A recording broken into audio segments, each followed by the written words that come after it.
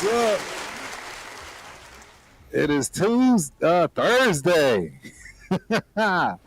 August 14th, and it is another episode of your boy Spence and Turf in the building. What's going on, Spence? Not much, man. Getting ready for this preseason game this week. Preseason game this week. That's right. We got to discuss, man. There's quite a few going on, but obviously the only ones that matter, the ones that we focus on. I'm on the other side today, so, shout out to the knockout canvas last night. The numbers were amazing. Oh, amazing. We had a really good show. Angelo, as usual, just prepared 100%. Had everything cooking. It was a great show, man. It was a lot to talk about, get caught up on. And that's how we do, man. But shoot, I got to make sure everything is going right now. So what's going on with you, man? Not much. I'm just trying to get my head wrapped around everything in the NFL season, getting ready for NFL fantasy drafts now. Yeah, right. It's like I feel like I've got a leg up, kinda, because I paid attention pretty closely to the draft. Yep. But I honestly, I haven't prepared anything yet, so I got to get on that. Yeah, I'm not gonna lie, I'm not prepared at all for any kind of draft right now. Yeah. Not even remotely close to being prepared, but we'll have to see how that works out, man. It's a lot going on. It's a lot. I'm not gonna lie, I've gotten into a couple fights with people doing rookie dynasty leagues, and Ashton Jennings the number one pick coming off the board. Are you serious? Yeah, and people I'm getting hurt feelings, lots of hurt feelings. That is wild. Yeah. People saying it was 3 carries in one preseason game. What are you talking about? I'm like, dude, it's more than that. It's the lack of play time during passing downs. It's reps and I don't really care about the preseason game. Just look at the week leading up to it. Right. It wasn't spectacular. No. The line looks terrible. Like straight terrible. Like when I saw Antonio Maffi playing on your line, I was like, you guys are in deep trouble. Don't get me started, man. Do not get me started. I agree. All of that, and then I saw him actually out on the field with NFL players, not Boise State players. Right. And he looks like a child. He's tiny. He's tiny. There's no way he's going to hold up. I agree. I mean, yeah, you're not. I do not disagree at all in any way, shape, or form. It's going to be an uphill battle. It's going to be a rough road, if you will. Yeah, I would have given him a shot, a shot to have rushing, a good rushing load, early down work, if they had a competent line. Right. But you guys, your line looks really bad. I don't know if this is just a cascade of playing JPJ out of position, but I mean Carroll's got to get it together. Yeah, I mean big time. JPJ's got to be your center. Yeah, absolutely. It can't be. It's got to be your center. TV on or something in the back. You got a TV or something on in the back, Spence. Oh yeah, hold on one second. Yeah. It's coming through loud and clear. Yeah. So y'all know what time it is, man. We got Sack Town in the building. What's going on, Sack? Appreciate you for coming through. Hope you enjoy the show as always, man. Then we got my main man, Billy Davis. Let's get some light up in here. What's going on, Billy D? Appreciate you for coming through. Hope you enjoy the show. Yes, sir. Man, I gotta get. That's what I was going to. Our syllabus, if you will. Let me get to it. Let me get back to it. because we did have an actual awful lot to talk about today, right? Yeah. It's a grip to talk about. I mean, I want to leave the NFL part for last because we're gonna sit and talk about that all day. So let's go to segment 2, man. College football kickoff, realignment fallout. What are your thoughts on just anything in college right now? As I dig through to see what we want to talk about. I mean, The Pac-12 is reconfigured this year. Did you see yes, that? absolutely. I mean, it's a bunch of like second-tier teams, but it's there at least. Yes, it's a mixed match. Yeah, I mean, right? You're gonna have some highs, some lows in there. I don't know what that conference is. Let's take a look. Actually, I'll get that conference up for you. Yeah, pull that up and one hot take, right? I mean, this is an easy, low-hanging fruit hot take. Will Deion Sanders in Colorado be a bust or a breakout? What, year 2, year 3? What is this, man? No, this is year 3, right? This is their second year in Boulder. This is what? This is third year, isn't it? That's what I'm saying. He had 2 years with Shador, so now it's his. No, this is his first year without him. Exactly. Right. This is his first year, so year 3 it is, man. I think Prime is going to be Prime. I'm going to just leave it at that. I mean, you saw what he's been doing. I am interested to see what kind of quarterback he has. That's, right? He's got 2. How's that going to work out? You know what I mean? Who's going to be the one to be pissed? Right? I don't know. It's an interesting dynamic that I can't wait to see. Yeah. I think it's so ESPN is only listing 2 teams in the Pac-12 right now, so maybe that realignment doesn't take effect until next year, 2027. Yeah. But I did hear a bunch of teams signed up. Nope, that would make sense. Make a lot of sense. Hold on 1 second. I was trying to. What was I trying to get to? Let's see. Is Colorado even preseason ranked? No, they are not. They are not. No, Colorado is definitely not. Definitely not ranked. Let's take a look at this schedule. The only dicey the end of their schedule gets a little tough, but right. It should be a little. The first couple of games anyway should be able to. Well, Georgia Tech's always a tough game. Delaware, they should probably beat Delaware. Yeah. Houston might be a tough game. Okay. Yep. They should beat Wyoming. Yep, I agree. They should beat BYU. They should beat TCU. They should beat TCU. Tell them, Sacktown. New England fan, you should just keep believing our O-line will be back. I mean, it is right now, though. I ain't gonna lie, Sack. I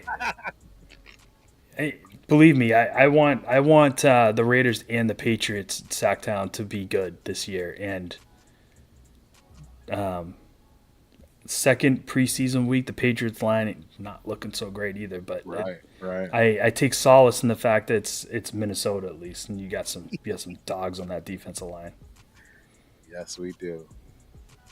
That I agree with. You guys are going against San Francisco, so how's I don't see that doing well at all. I've already I don't see that game going well this Saturday.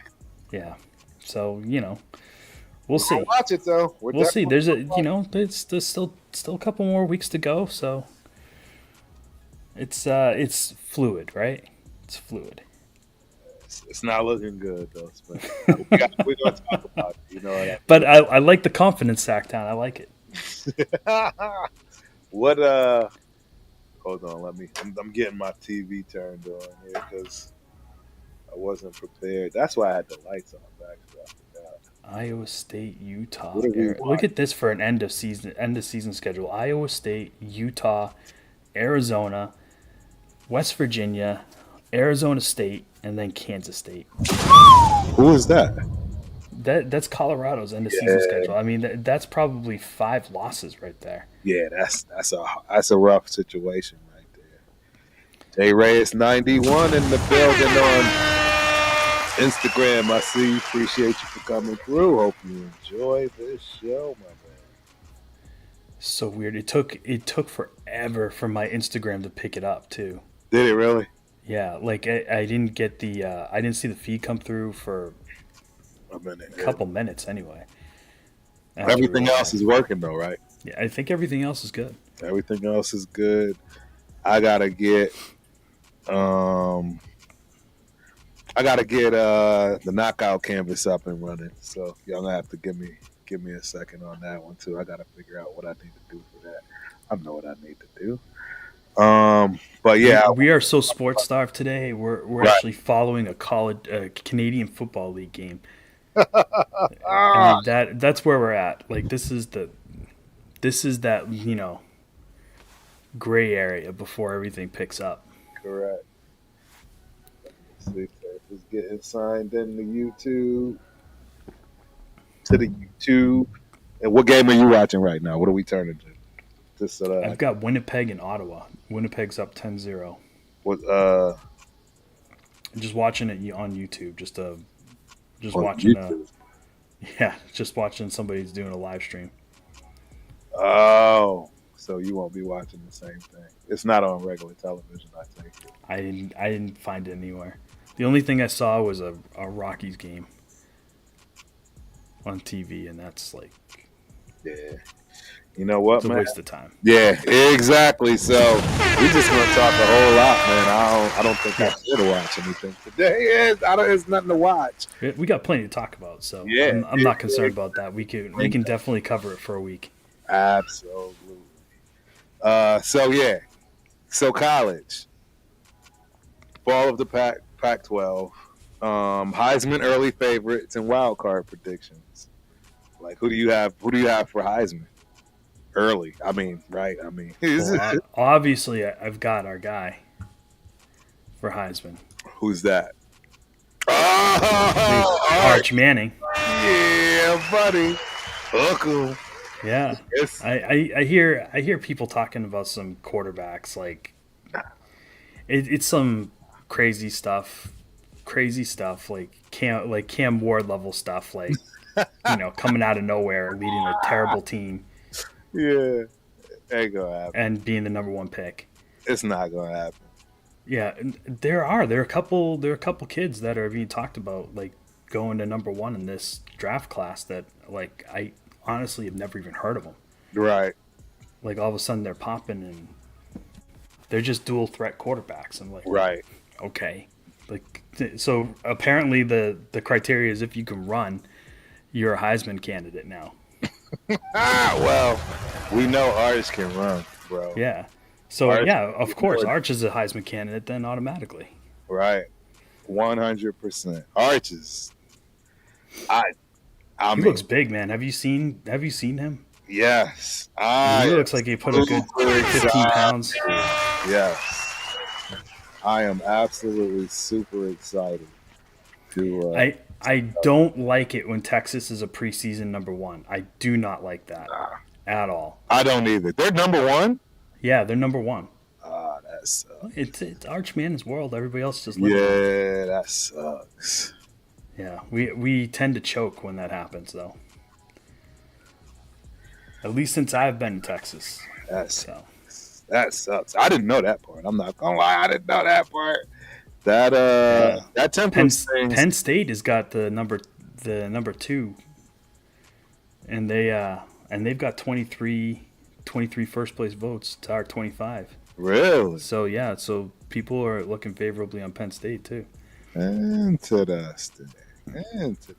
And then of course the defending national champion Ohio State Buckeyes. Yep. Well, right. You clearly got a fan on here. Shout out to Michael. Go Pats. That's right. First time ever. That's right. Hey. Take it. Since you are there, we need to multiply in here. We need to put some water on there. I was just about to say, I mean, hey, Michael, since you're in here, you know what I mean? You need to mosey on over to Titletown Sports Talk, right? You should see it pop up all over. You see it in the top right corner. Yeah, that's your boy right there, man, Spence. He's all over this. I created a link tree. So should be easier to find my stuff now. Absolutely. On different platforms. Yes, sir. Yes, sir. That's what's up. That is what's up. So yeah, man, college, clearly we are ecstatic about what we got right here at home. It's the only time I'm happy and able to roll out of the bed and go see something exciting right here in Austin, man. It's not pro, but it is what it is. And I have to agree with you. I think he's going to be immediate, Heisman hype, all that, and then some, right? And a bag of chips. But what about? I'm interested in seeing what the wide receivers look like because I mean, everybody we had is gone now. Right. The tight end's gone. The wide receivers are gone. Right. Speaking of which, Isaiah Bond I just saw signed with Cleveland. Yeah, dude, Cleveland is. I had that conversation over in TRS. It's getting ugly over in Cleveland, ladies and gentlemen. I'm sorry. You can say what you want, say it, but they are starting to make sense. That's a little scary. Shador hasn't even played this week. It's last I heard. Oh yeah, because the oblique. He's got the oblique issue. And that's gonna hurt for sure. That's definitely gonna hurt. But yeah, that's gonna be interesting to see. Because so now is it Huntley? Is Huntley the guy that's gonna be in there and play? Yeah, that's what I'm saying. Like, what really? I don't know. I would hope Gabriel can get it together and get out there. Right. I mean, he needs to. I mean, I don't see why he. So they released their during the preseason. Now this is no way indicative of how Cleveland actually feels about him because I feel like it's just like the marketing department that does this. But they released their depth chart, and Shador again was ranked 4th on their depth chart. Wow. So he went out there and cooked all game and still couldn't get above Dylan Gabriel. Wow. Like, I mean, I don't. What do you got to do to get ahead of an Oregon Duck? Yeah, come on. It's ridiculous. It's ridiculous. Yeah, it is. But like you said, what are you gonna do, man? What are you gonna do? Right? Yep. What are you gonna do? It is what it is. It is what it is. It's Cleveland. So I stopped trying to figure it out and just let it happen because that's all you got. It's all you. Cleveland's is gonna baffle you every year. I'll never understand that team, bro. Them and the Jets, man. I'm waiting for the Jets. It hasn't happened yet. I'm just waiting for it. What stupid thing are they gonna do to ruin their season? They always ruin their season. Yeah. Shout out to the Jets. Always. They always find a great way to go about that. Yeah. So, hey, man. Michael, subscribe, baby. Shout out. There we go. Thank you, Michael. My man said I got the same hat. You know what I mean? So, that's it. I get it. You're a fan of the Patriots, but don't forget to subscribe to me, too. I'm not saying the other side, Michael, but you're a boxing fan, right? You're an MMA fan, right? You're a combat sports kind of guy. Go on over and hit that knockout canvas, right? The knockout canvas on YouTube. And then last but not least, I know you're going to hate this one, but the Ultimate Raider Fan 32. There you go. There you have it, man. We got Miss Savannah Bananas in the building. What's up, Miss Savannah Bananas? We got Kev Jones on TikTok. We got Bill Zunich on TikTok. And you're on TikTok. Hey, your TikTok people are crazy. TikTok comes through, man. TikTok represent. I'm starting to work on that. Get that going. You've inspired me. Gotta get it all. Michael heard that Raiders. Boo. I like you already, Michael. You're gonna fit right into this show. Hey, even on those Raider shows, man, trust me, we welcome all fans, man. You know, we're fans of football across the board. That's right. I mean, and they got and they got Tom Brady now. Yes, y'all gonna have to see Tom, man. Y'all gonna have to see old Tom. He was just there in New England for the preseason game. They got his statue up. Yep. Roughing the passer, 1976. Still bothers Michael. Come on, Michael. What about the tuck rule, man? What about the tuck rule? It was legit back then. It was. I agree. It was a garbage call, but it was a rule in the book at the time. I bet it was. They took it out because of that game. I know. Hey, it happens, man. Yeah. It happens. I mean, even Brady was totally surprised when that call went his way. He was like, "What?"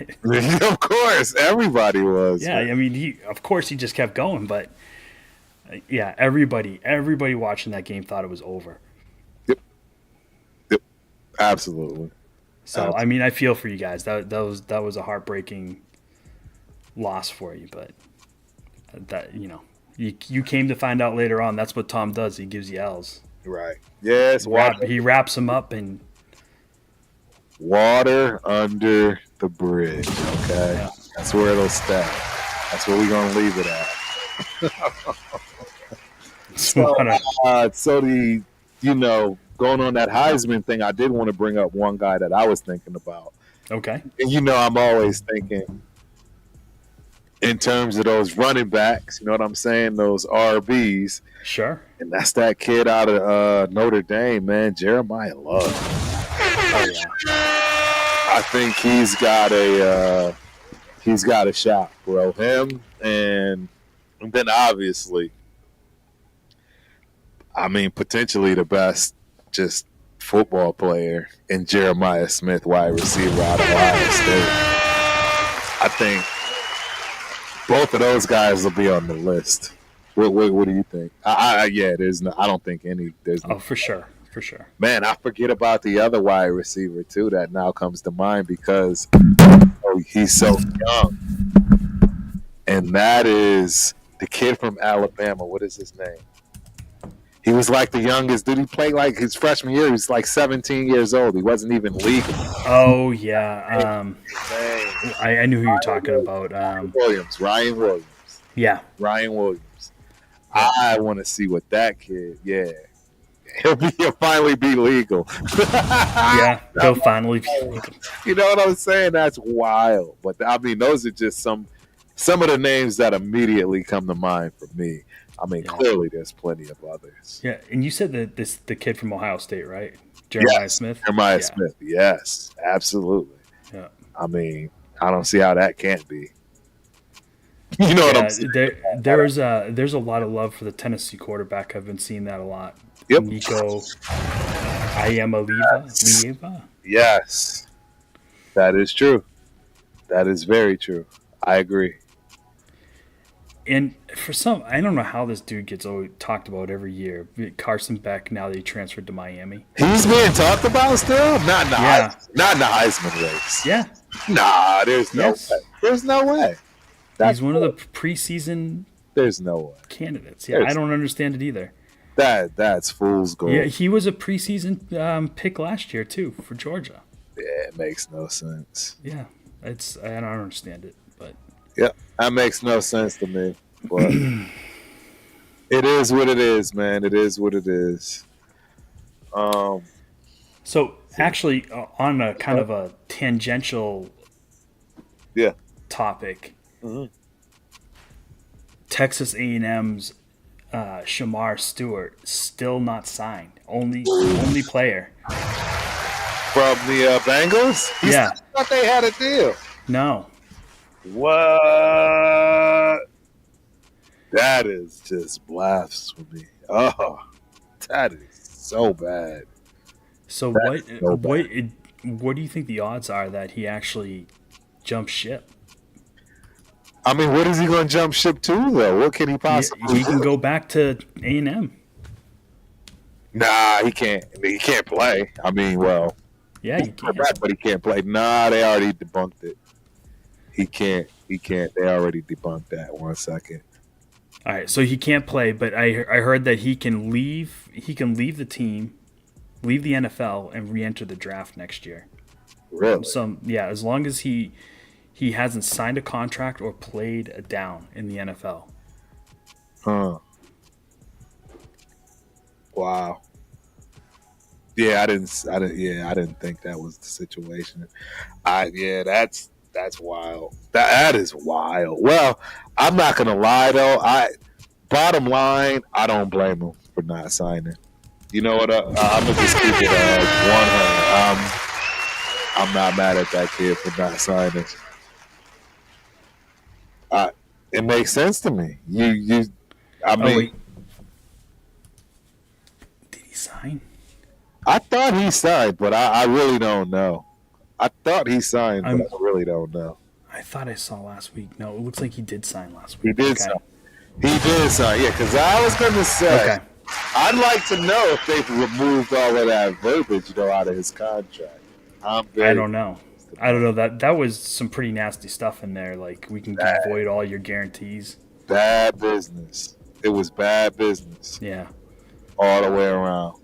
Yeah. I wouldn't have done it. Nope. So, all right. So that's good. At least that's resolved. Because I was starting to worry because he would have set the precedent for other people to do that. Like if you don't like who drafts you, just go back in the draft. Correct. That would be that would be a problem. Yeah, because what do you do? What do you do if you lose a first round draft pick? Right? Because he doesn't want to play for you. It messes what's the compensation? Like, what's the NFL going to do about that? It messes everything up. Yeah. It really does. But I mean, hey, right? It is what it is, man. It is what it is. I'm gonna put this up in the corner. Oh, the other headliner for the Heisman race is Garrett Nussmeier from LSU. That's the one I was. Yeah, Nussmeier, absolutely spot on. Nussmeier's good. I don't know. He's the real. I mean, this is probably Arch Manning's to lose. Right. But we'll see. Right. Shout out Guana A1, John McConney, Eddie Sosa, and Kenneth joining on TikTok. Appreciate y'all for coming through. Hope you enjoy the show. Everyone, please don't forget, if you haven't already, mosey on over to all of these different YouTube channels, right? You got Titletown Sports Talk. For all you Patriot fans and just sports fans in general, right? You got the Ultimate Raider fan for obvious reasons. Same thing, right? Then you got the Knockout Canvas if you're a combat MMA, sports, boxing kind of guy or gal. Check them all out. I think you'll enjoy. Yeah, but it is what it is, man. I'm curious to see how that goes. We got a question, or no, we have a response from Savannah Bananas, and you know what? I don't think this is a bad take. Ravens are going to the Super Bowl. I don't disagree. I think they're probably leading as far as the AFC is concerned. They have the best run game in the business. I really do think that things take a bad turn for the Kansas City Chiefs this year. Don't ask me why. I just, for whatever reason, think that a change is going to happen. I can appreciate the fact that your division's better this year. I think you guys are gonna trade a lot of body blows with Kansas City. They're gonna get a little more mileage on their tires this year from playing teams in their division. Usually it's just a step over game. Right. I think they've won 90% of their division matchups in the last 10 years or something. Yeah, it's nuts. It's nuts. But it's they're still the Chiefs, man, and and you know who can't beat the Chiefs? Lamar. That is true. Yes, You give him the better team, the better defense, the better weapons. Still don't matter. he hasn't beat him yet. I have to agree. He has not beat him yet. So yeah. Until the Ravens beat the Chiefs, the answer to the Ravens going to the Super Bowl is no. Right. That's kind of true. The one that I feel for are the Bills. Did you see the Bills are doing the HBO show? Oh, they're doing Hard Knocks? Yeah. Buffalo, Hard Knocks. I thought I'm not that one. Yeah. Don't they know Hard Knocks is like the kiss of death for your season? Right? The Jets did it, and Aaron Rodgers didn't even make it out of the preseason. Crazy. Oh, man, Michael is a real one, man. Shout out to Michael. We are actually, Spence and I are both actually from the Northeast, man. Spence from Mass. He says, I was at the 50-yard line for the Tuck game. So, hey, you're clearly of age, Michael. And that's pretty badass, man. That would have been an insane game to be. Yeah, that would have been a wild game. Yeah. The plow, to see that live, like the cleaning off the spot for Vinatieri to kick. Right. Said I was literally in the concourse and leaving when they reversed the call. Oh man. Man, it still stings. I'm not gonna lie. Still stings. I just want to see what it looks like in here. The Ultimate Raider Fan 32 on TikTok says Raider Nation stands up to get in the water. Yeah, I'm just picking that stuff. No, just making sure everything's working, ladies and gents. Yeah, we did pretty much everything on the college thing. We spent quite a bit of time on that too. Yeah, so hold on, just to put a bow on this, what are preseason? This is the way too early call. Who is your Final Four? That's it. You know I'm gonna have Texas. Though. You know what I'm saying? Yeah. Hey. So am I. You know Notre Dame, bro. I hate to say it. 2 for 2, baby. Hey, right with you. Just say it. Notre Dame is gonna be there. I mean, once again, there's no way I'm gonna leave Ohio State. And bro, I can go one out of these two. It's one out of these two. It's gonna be Georgia or Penn State. I'm biased because I love Penn State. You know, that was my always wanted to go to place. Shout out to Ashley and those Penn State Nittany Lion gymnastics squad. But yeah, it could be either or. I could see Georgia. I could see Penn State. Yeah, those are my top. I'd say those are my top four, man. Top four with an alternate. How about that? Right? Top four with an alternate. How about you? So my top four is pretty much the same. I got Texas. Yep. I got Ohio State. Yep. Notre Dame. And here's where we are different. Yeah. I got Michigan. Michigan! Shout out to Michigan. Hey, Protect the Shield is definitely about it in terms of that. Michigan was dropping bodies at the end of the season last year. I think they're going to be good. Yeah, they were mad. They were pissed off. They had a right to be pissed off too. So I think they're going to show out this year. Yeah. I would have to agree, man. We'll see though. This is the way too early prediction, right? Yeah, it's too early. Right now, it's too early for sure. But I mean, not a bad take.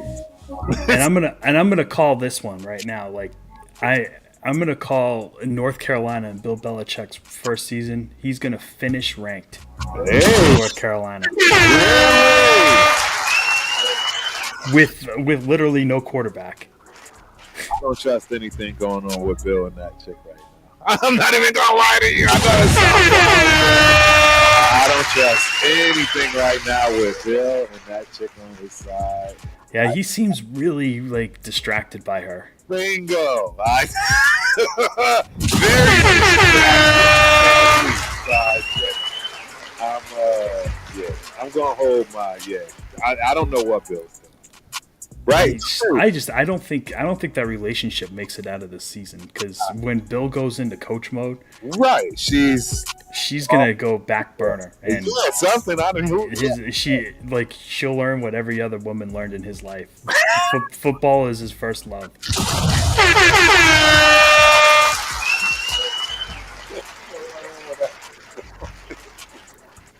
I love it, bro. You're right, though. 100%. Yeah.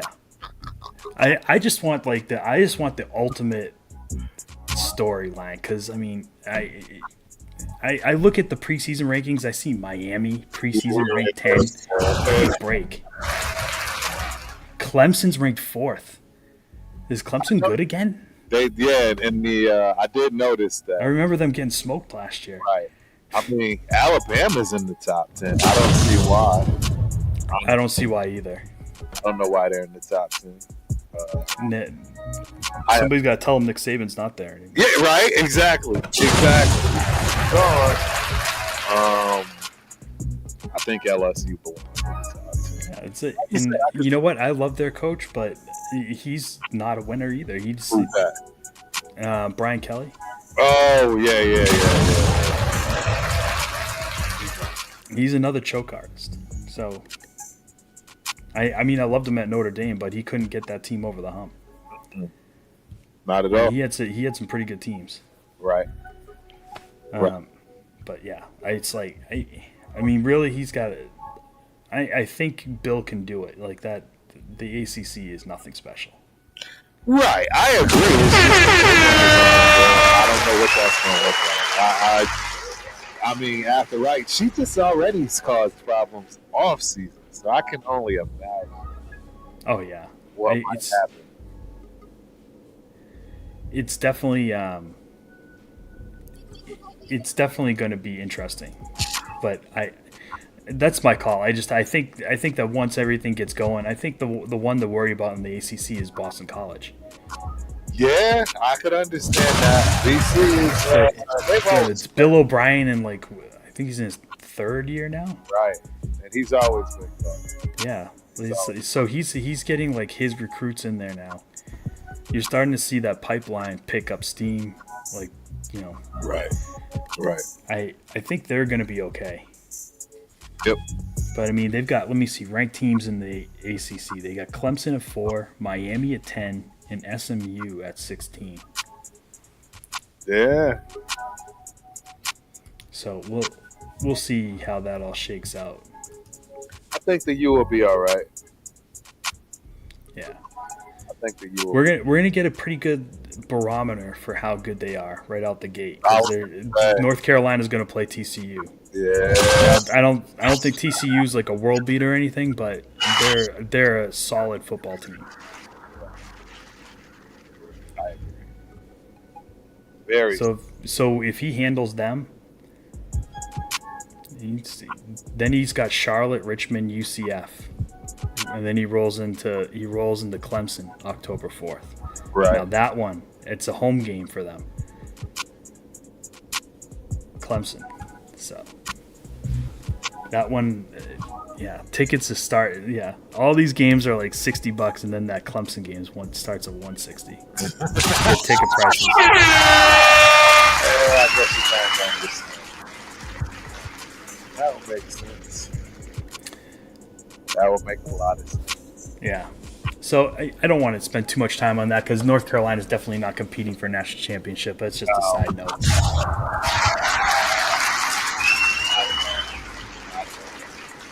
Well, yeah. So that's a great kickoff, man, to the college segment, if you will. It's exciting. Couple weeks.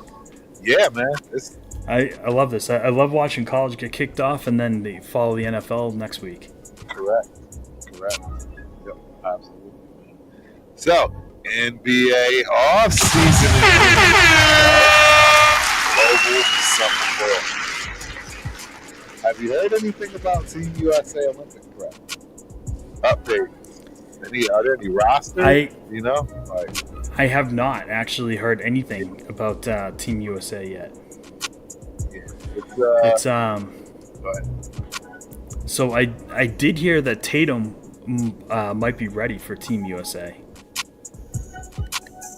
when coming off the Achilles. I don't know if he would actually play. I was gonna say I would recommend it. Yeah, but I did hear that they expect that he's gonna be ready. 2026, right? Yeah, for the Olympics. 28. Olympics is 2028. Yeah. So that's going to be interesting. But you've got the 26. So that's the World Championships they do every 2 years. I think so. Yeah, I see what you. Yeah. So they got. Yeah, I don't know which one. And he may not play for that. Like I don't think he played in the last one. But 28, I could see him playing. Yeah. I could see him playing for the 2028 Olympics. Yeah, obviously out of the new bunch, Cooper Flag, right? Paolo. Cooper's probably going to play on the Team USA. For sure. Yep, I agree. Anthony Edwards. I don't know if Ant will play in this one. Like that's the question is like the guys that are kind of the upper echelon players, they usually just kind of take the World Championships off. Correct. And they let the other guys handle it. Right. So I mean I don't remember if Ant played in them last time. But yeah, it's going to be that up and coming crew. It will be not like the frontline starters, but I mean we're probably gonna see. I don't even know if Wembanyama will play for his team. No. So what is that? Where is that at again? He's Spain. Yeah, I don't know why. Or France rather. Say Spain. Is he Spain or France? He's France. Wemby. Wemby. Yeah. He's a French dude. Bronny buzz? You heard some Bronny buzz? I haven't heard anything about Bron. I mean, we got to touch on. There's always buzz about Bron. He's upset, of course. Is he? What is he mad at? Because they care more about Luka than him.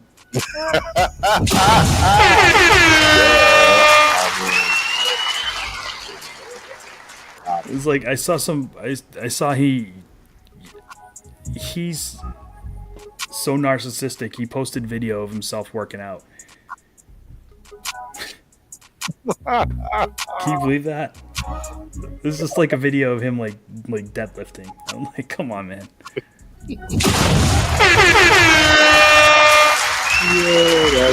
That's what the world needs, to watch you lift. Right. Have you heard anything about? You got cut up too. Some trainer goes on there. It's like, I don't even know what you're doing. Your form is weird. It's like Bron can't even work out without catching strays. Right, all day. Have you heard anything about Lillard and the Lakers? There's all these buyout rumors, right? Like everybody's gonna get bought out and go play for the Lakers for $2. So I don't believe it. I don't buy it. Like they're talking about Vucevic going to the Lakers on a buyout from the Bulls. And I thought Lillard already took the deal with the Blazers. Is it Lillard signed back up with the Blazers? Yeah, he's under contract. That's what I thought. Yeah. So real quick, I never ever got a chance to get in touch with the young man that gave me this shirt. This is our sponsor for the night. It's the STRNG Combine. All right. This is from overseas, ladies and gentlemen. hopefully he, one of his colleagues, somebody sees it, says, "Hey, there's your shirt. That guy that promised you he'd get it out there somehow. Here it is, man. I'm wearing your shirt tonight with a custom, authentic Hartford Whalers shirt. Just so that you know." So yeah, man, I hope this hits you and you feel good about it because you gave me quite a few shirts. I did give him, some emails and some people to get in touch with as far as the t-shirt business is concerned. But I want to say he was from France. I'm not sure, and I think this has to do with like supplements or workout stuff, or yeah, and I think it's like I want to say CrossFit. okay. I'm actually going to look this up now myself. You guys should too, man. Let's give them a boost. Maybe we can find something. But yeah, just thought I'd mention that, man, because I'm always trying to help people that try to help me and themselves.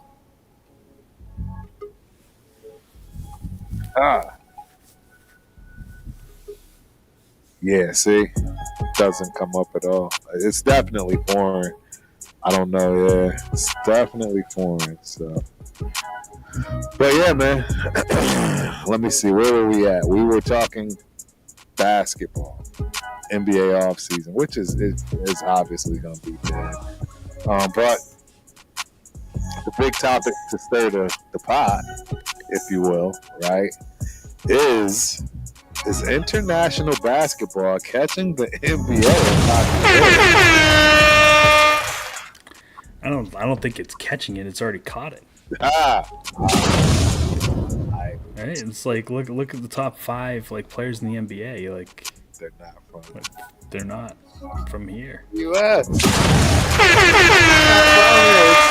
already caught. Half your team, you can't pronounce their last name. It's true. It's true. Yeah, half your team. So, yes, I would say it's absolutely caught it. As Spence said, yeah. It's you know what? Like, here's the baseline difference between a European basketball player and an American basketball player. Commitment to defense and free throw shooting. Yes. Right? All you young players out there, let your offense come from your defense and practice free throw shooting constantly. It's exactly, listen, that's what it's called, free throws. It's free points for you. All you have to do is be able to shoot the shot. Yeah. It blows my mind how many NBA players are 60 to 70% free throw shooters. It's bad business. Right? I mean, LeBron he's gotten better last couple of years. I feel like he's actually worked on it, but he had a stretch where, he was like 68%. It's terrible. Yeah. Terrible. It was not a good Call yourself the best player in the world and you can't shoot a free throw. No, you're absolutely right, man. You got to get that work. Yes. You're absolutely right. I don't even think Steph Curry opens his eyes when he takes free throws. Like, it's something that you can control. It's something that you should control. Yeah. There should be no passes at all. Not even a bit. So Shaq should have shot him underhand. I know he was like, too macho for that. To get whatever kind of consistency, I couldn't agree more. He's so big and long, like his arms outstretched would have been like halfway to the basket. It would have, Yep. Absolutely. But I get it. Like, you look like a little wussy out there shooting free throws underhanded. Like you bowling. Shaq wouldn't have went for that. Nope. He would have not went for that, man. So it is what it is. Yep. Let's see who we got, man. We got more people rolling in and out. I just want to make sure I announce who I see up in this piece, man. We got, who is that? I don't know. Hilton. We got Johnny Franklin in the building. User 4623 blah blah blah blah. You always show up. I appreciate you for showing up. We thank you for supporting the channel as always, man. Let's see if we got anything new in the chat. I didn't see much. I know Savannah Fernandez is still at it. Garrett Wilson. Okay. That's the wide receiver from the Jets. Right? Yeah, that's like a diametrically opposing take to the Ravens going to the Super Bowl. But where are you coming from, Savannah? I don't understand. It's okay. I like Garrett Wilson. I do too. I think nothing but respect for him. He's a stud. He's a stud. It's gonna be a problem. He's I feel bad for him that he's a Jet. I mean, maybe one day he'll figure it out and leave. Have you seen tape? Fields in practice. Oh God! It's so bad. Is Fields not playing well or good? He's not playing well.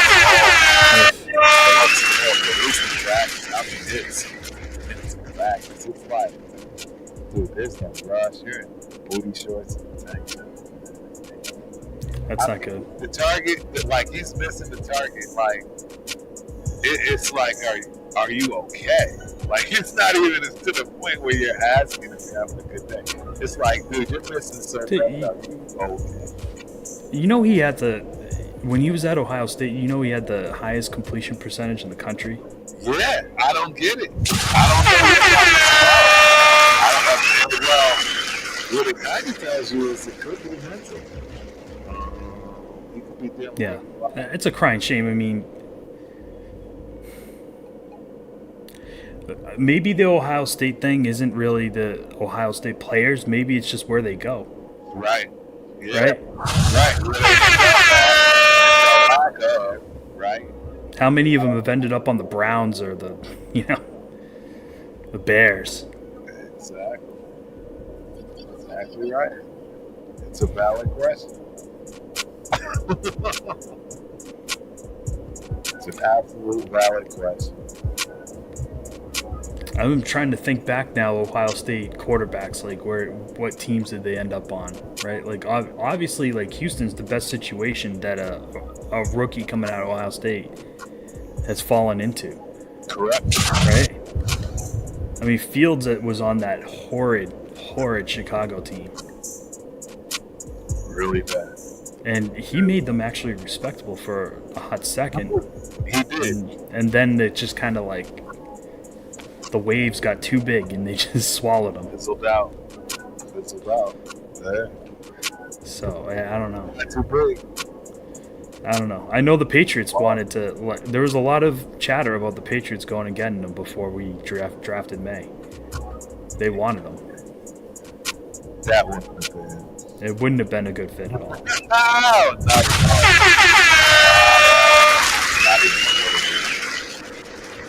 It's Boston's not where you want to go to try and figure your life out.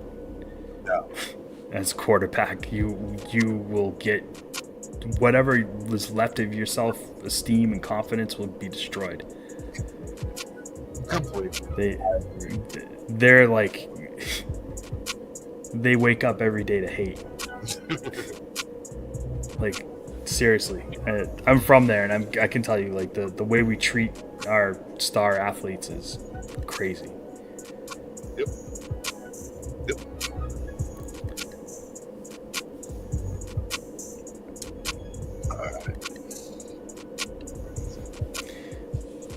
So yeah, I mean that's basketball, ladies and gentlemen. It's basketball. We'll talk about a little bit of all of it today. I want to make sure I touch as many of these topics, right? That make sense. This is what's going on in the real world. Not just us, America. What are you going to jump into next? We still got baseball, man. We got baseball. You know we got football. We got baseball. We got global soccer. Like, I'll be honest, man. As much as I do women's sports, shit, just to be blunt. Numbers are numbers, and it's something that we'll cover in this segment of global soccer and women's sports in general, right? Because and I actually even have a segment. That's actually the one segment I want to do right before NFL is the women's sports on the rise side of things, and we'll couple that, like I say, with the global soccer. But I think cool topics to talk about. And again, I'll be the first to admit where, I give women's sports a lot of flack. Dude, the numbers don't lie. As much as we clown the WNBA for not being profitable, they're making deals and making money. I can keep going along that narrative. We're not profitable, right? Like everybody else. But the reality is, every year it costs more. Fans are stepping up. So, Yeah. So we'll have to dig into that. We'll have to talk about it. But anything else on basketball that you can think of while we're in this off-season? As far as the WNBA goes, it's so one of the minority owners of the Celtics who lost out on the bid to buy the team, right? Steve Pagliuca. He went and bought the Connecticut Sun. Yes. And he's gonna move him to Boston. So Boston's getting.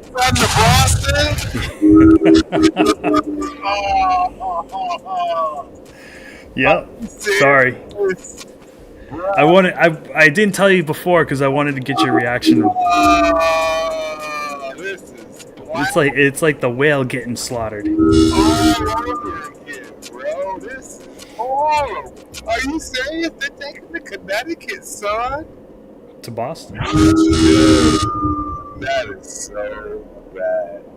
That is so awful. I don't even know what to say to that. Look, apparently the arena they play in is like a Y or something. It's like nobody fits in there. I thought they played at the Mohegan Sun. Yeah, it's apparently their seating is like 10,000 or something, or. It is swap. It is tiny. Dude, so they're gonna put them in the Garden. They're gonna play in the Garden. What? Yeah. Shout out to the Boston Sun now. What are they gonna call you? That is so garbage, though. I hate it for her. I know. Connecticut always loses. I don't get it. Always loses, bro. I mean, it's where I'm born and raised. I will always rep, but Jesus, we just can't catch a break. I know. We still got the Yard Goats. Shout out to the Hartford Yard Goats. For y'all that don't know, that is baseball. We do have a farm team, It's about all we got. Dang, they taking the Connecticut Sun, bro. Y'all might as well just call Connecticut a city. Just turn it into a city. It's not even a state anymore. It's just so bad. Oh, that's horrible, bro. Yeah. Sorry. It's feels like breaking the Patriots news to you all over again. Exactly. I did not. Dude, I don't care. Women's sports, men's sports, chills. I don't care what sport. Don't take it from CT, bro. I mean, we've already suffered long enough not having anything. You suffered, right? Dude, even UConn, right? UConn is way up in stores. It's not an hour to go to a UConn game. Well, now you don't have to go. When they built the stadium that the Patriots, ironically, were supposed to move to. Yeah, it's just, man, we can't catch a break, bro. Oh, well. Sorry, nope. Connecticut, son. It was fun while it lasted, I guess. I can still drive up to Boston and watch the game. Yeah, you can. Yes, you can. That's hilarious. Traffic might be a little terrible, but All right. Speaking of, I'm going to touch on it again, bro. For all you Raider fans, be on the lookout, especially if you live in the Northeast. Spencer and I will be going to the game. Patriots up in Foxborough, right? I'm already talking this into fruition. And there's a lot going on, ladies and gentlemen. Shout out to Jeff, president of the Black Hole New England chapter. We really got some cool stuff going on. Seriously, this is some cool stuff. The one thing I am really, really just excited about for everybody that will be able to do it, I hope I have the ability to, right? I'm coming in from out of town, but a lot of time I'll be spending in Hartford, I'll be honest. But Al Davis, did you know Al Davis is born and raised apparently out of Massachusetts? And there's a specific town. Yes. Al's a Massachusetts kid, huh? He is. All right. But he is a Massachusetts kid. And let me tell you, we got all of these. You know what? I don't know if I'm supposed to be saying this or not. I have to be. I'm supposed to have to say this. I'm going to talk about this part. I'm going to get confirmation. You know what I mean? You're getting controversial on us? I know, right? You know, connection. You know what I mean? The NDAs being signed on some of this stuff, right? I don't want to be the one dropping news I'm not supposed to be dropping. But so it is Brockton. See, I have a special place in my heart for this town called Brockton for several reasons. There are a lot of, believe it or not, I mean, it's got to be considered one of the smallest towns with some of the biggest names on planet Earth that has, ever come to fruition.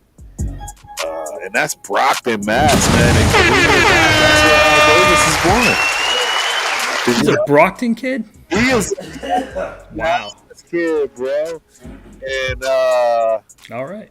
Saturday, September 6th, honoring Al Davis in Blackout City Hall for a special ceremony honoring Al Davis in Brockton, Mass, man. That's a big deal. That's pretty cool. Yeah, and then after that, they'll be heading to the Blake's Tavern in Providence, Rhode Island. 5 to 9, they'll have dinner. But man, this is going to be an epic week. Hopefully, I didn't let the cat out the bag. I'm pretty sure they've already posted this stuff. If not, oopsie. So, hey, you can't send me this stuff and did not tell me not to send. Well, yeah, they have all kinds of cool stuff, man. Tailgates. Trust me, if you're in the area, you don't want to miss this. I will be there. I don't know if any of our Raider Syndicate members. They're not making the trip? I don't think they're making the trip. They're going to save their money for this curb stomping we're about to We are about to get curb stomped, ladies and gentlemen. Anyhow, yes. Absolutely. It's going to be a big deal. Yes, Michael, you are absolutely right. I think they have a statue. The Marvelous. He's my number one biggest out of Brockton, believe it or not. That even goes over Al Davis. The Marvelous Marvin Hagler, born and raised in Brockton, Mass. I got a really, really good friend by way of a friend that's born and raised in Brockton, Mass, which is the only reason I even know about it. My guy Cooley, I met him, or Coley, my bad, not Cooley. Coley, I met Coley through one of my best friends in my life that unfortunately passed away way back. Rest in peace, Grit. He was a baller basketball player. They went to Takeo Post. I'm pretty sure you know a little bit about Post. I think that's up in I think I want to say Tokyo Post is in Mass. If it's not Mass, it may be Rhode Island. But anyways, long story short, a lot of that festered in Brockton, man. And when I moved to Waterbury, Connecticut, my boy Ron Draper took care of nobody's business, and that's how I met Coley by way of him.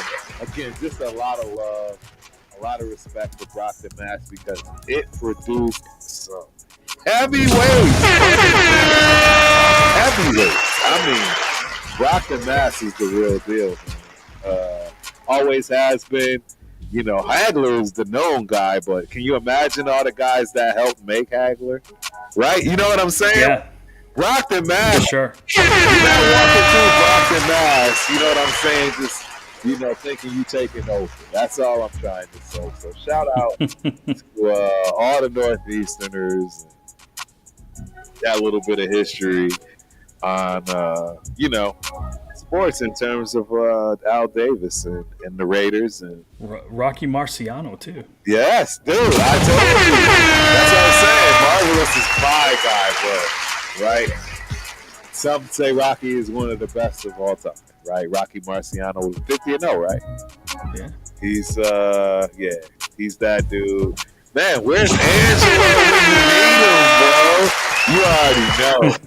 So it's all over. It's like putting up the bat signal. You're talking about boxing. It's like he's coming. We'll see what we can do about that. We do have a second here. We'll see if we can fit that in. But yeah, man, and you are right, Michael. It is a dangerous city. Brockton. A lot of people don't know that stuff, man. Brockton is hood. Let's just put it that way. It's grimy is hood. You're not walking around Brockton that night. No. You're just not doing it. So yeah. That was a good segment, bro. That was a good segment. Yeah, you learn stuff. You know, you learn something new every day. They say, man. That's how it meant. We're getting all of this. We were talking about basketball, man. We're putting the button up on basketball. Oh wow! And the number one prospect in college basketball this year, AJ DeBonsa. He's from Brockton too. Brockton is a little nugget, bro. Brockton is starting to remind me of the city, the little town I grew up in. And that is, believe it or not, little old Windsor, Connecticut. The oldest town in all of Connecticut. We have some heavy hitters. Well, Hartford in itself has heavy hitters, but Windsor specifically. Believe it or not, my high school, we have 3 well-known NFLers, man. It's no coinkydink, I would say, with this name, and it's obvious, but Terrence Porkchop Knighton. Terrence Knighton, Windsor High graduate, played at Temple, man, and got drafted, I want to say, by the Donkeys. May have been somebody else. I know he played for the Donkeys. No, he's the Donkeys. It is the Donkeys. Right? So he might have played for the Ravens later on, too. Yes. Yes. And then right after him, man, another defensive lineman, bro. Chris Baker. A lot of people don't know. Born and raised in Windsor, Connecticut, man. My hood, my little town, my little 1,200 whole entire, person high school, man. Yeah, it's funny because when I went to San Diego, right, it's like 1,200 was like a class. That was just freshmen. In Windsor, high school. So yeah, I was eye-opening for me moving to San Diego from Connecticut out of high school, man. It was pretty wild. But yeah, man, there's a lot, and I'm sure there's plenty of other people that we don't know about, man, that came out of Brockton. That I guarantee you out of Hartford. I mean, Rick Mahorn is one of the major number ones that I think of that came out of Hartford. And then also another big name, Vin Baker, right? Vinny B. Everybody remembers Vinny Baker. If you're old enough. As far as Vin Baker? Yeah.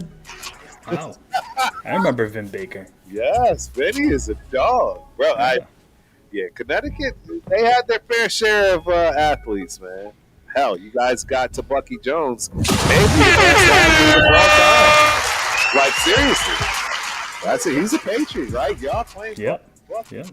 Can't play him to Buck. I mean, that I don't know many dudes that had that kind of pedigree. He was a 4-star athlete across the board. Track, football. I don't know if he played baseball. Probably anything else that he did. So basketball, he did it all. Knighton was drafted by the Jaguars in 2009. He played for the Donkeys when they were good. Oh, okay. Yeah, shout out to my main man Gigi. That's his nephew. And in fact, yeah, that's right. I grew up with. Yeah, I totally forgot about that. But his last season in the NFL, he was on the Patriots. Yes. He didn't make it out of camp, so he was. Of course, they had to give the hometown kid that. Yeah. Blew up. Yeah, are you kidding me? He's he played in the league for a long time. Yeah, he said 1, 2, 3, 7 years. I want to say he's close to a decade. Anybody that plays close to a decade. Yeah. And that's legit. 3 I said two, but the third person I was thinking of in terms of Windsor, but it's not specifically Windsor. It's our sister school, man, which are arch rivals, but Bloomfield High School. A juggernaut has been right now. They're a smaller school, even smaller than ours. But the talent that comes out of Bloomfield, Connecticut, that, ladies and gentlemen, they have a gold jacket wearer. His name is Dwight. I'm pretty sure he's probably the most famous Bloomfield High School athlete. I would guess. I'd have to think. I don't know the other gold jacket wearers. Hartford's crazy. Dude. I know. Seriousness, bro. I try to tell people. You got Dwight Freeney too. Yes, that's what I'm saying, dude. Hartford. Eugene Robinson. Yeah. Marcus Camby. You know about Marcus? My wife went to high school with Marcus Camby. She went to middle school and high school with Marcus Camby. He went to college with my friends at UMass. Oh, UMass, yes, UMass. He went to Concord High School for you people. Yeah. You know, shout out to my Brandon Jewry. He dunked on him in the 8th grade, bro. The whole gym went wild.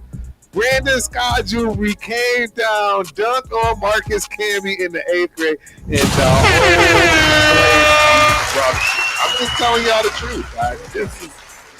I was fortunate, man. I grew up in some, and the funny thing about it, dude, Marcus Camby wasn't even the best one. Marcus Camby wasn't even close to the best one. The best player that anybody that grew up my age, it's not even I'm telling you right now, there's going to be one name, and his name is Mike Williams. You can Google it right now. Mike Williams. He also went to UMass before Camby.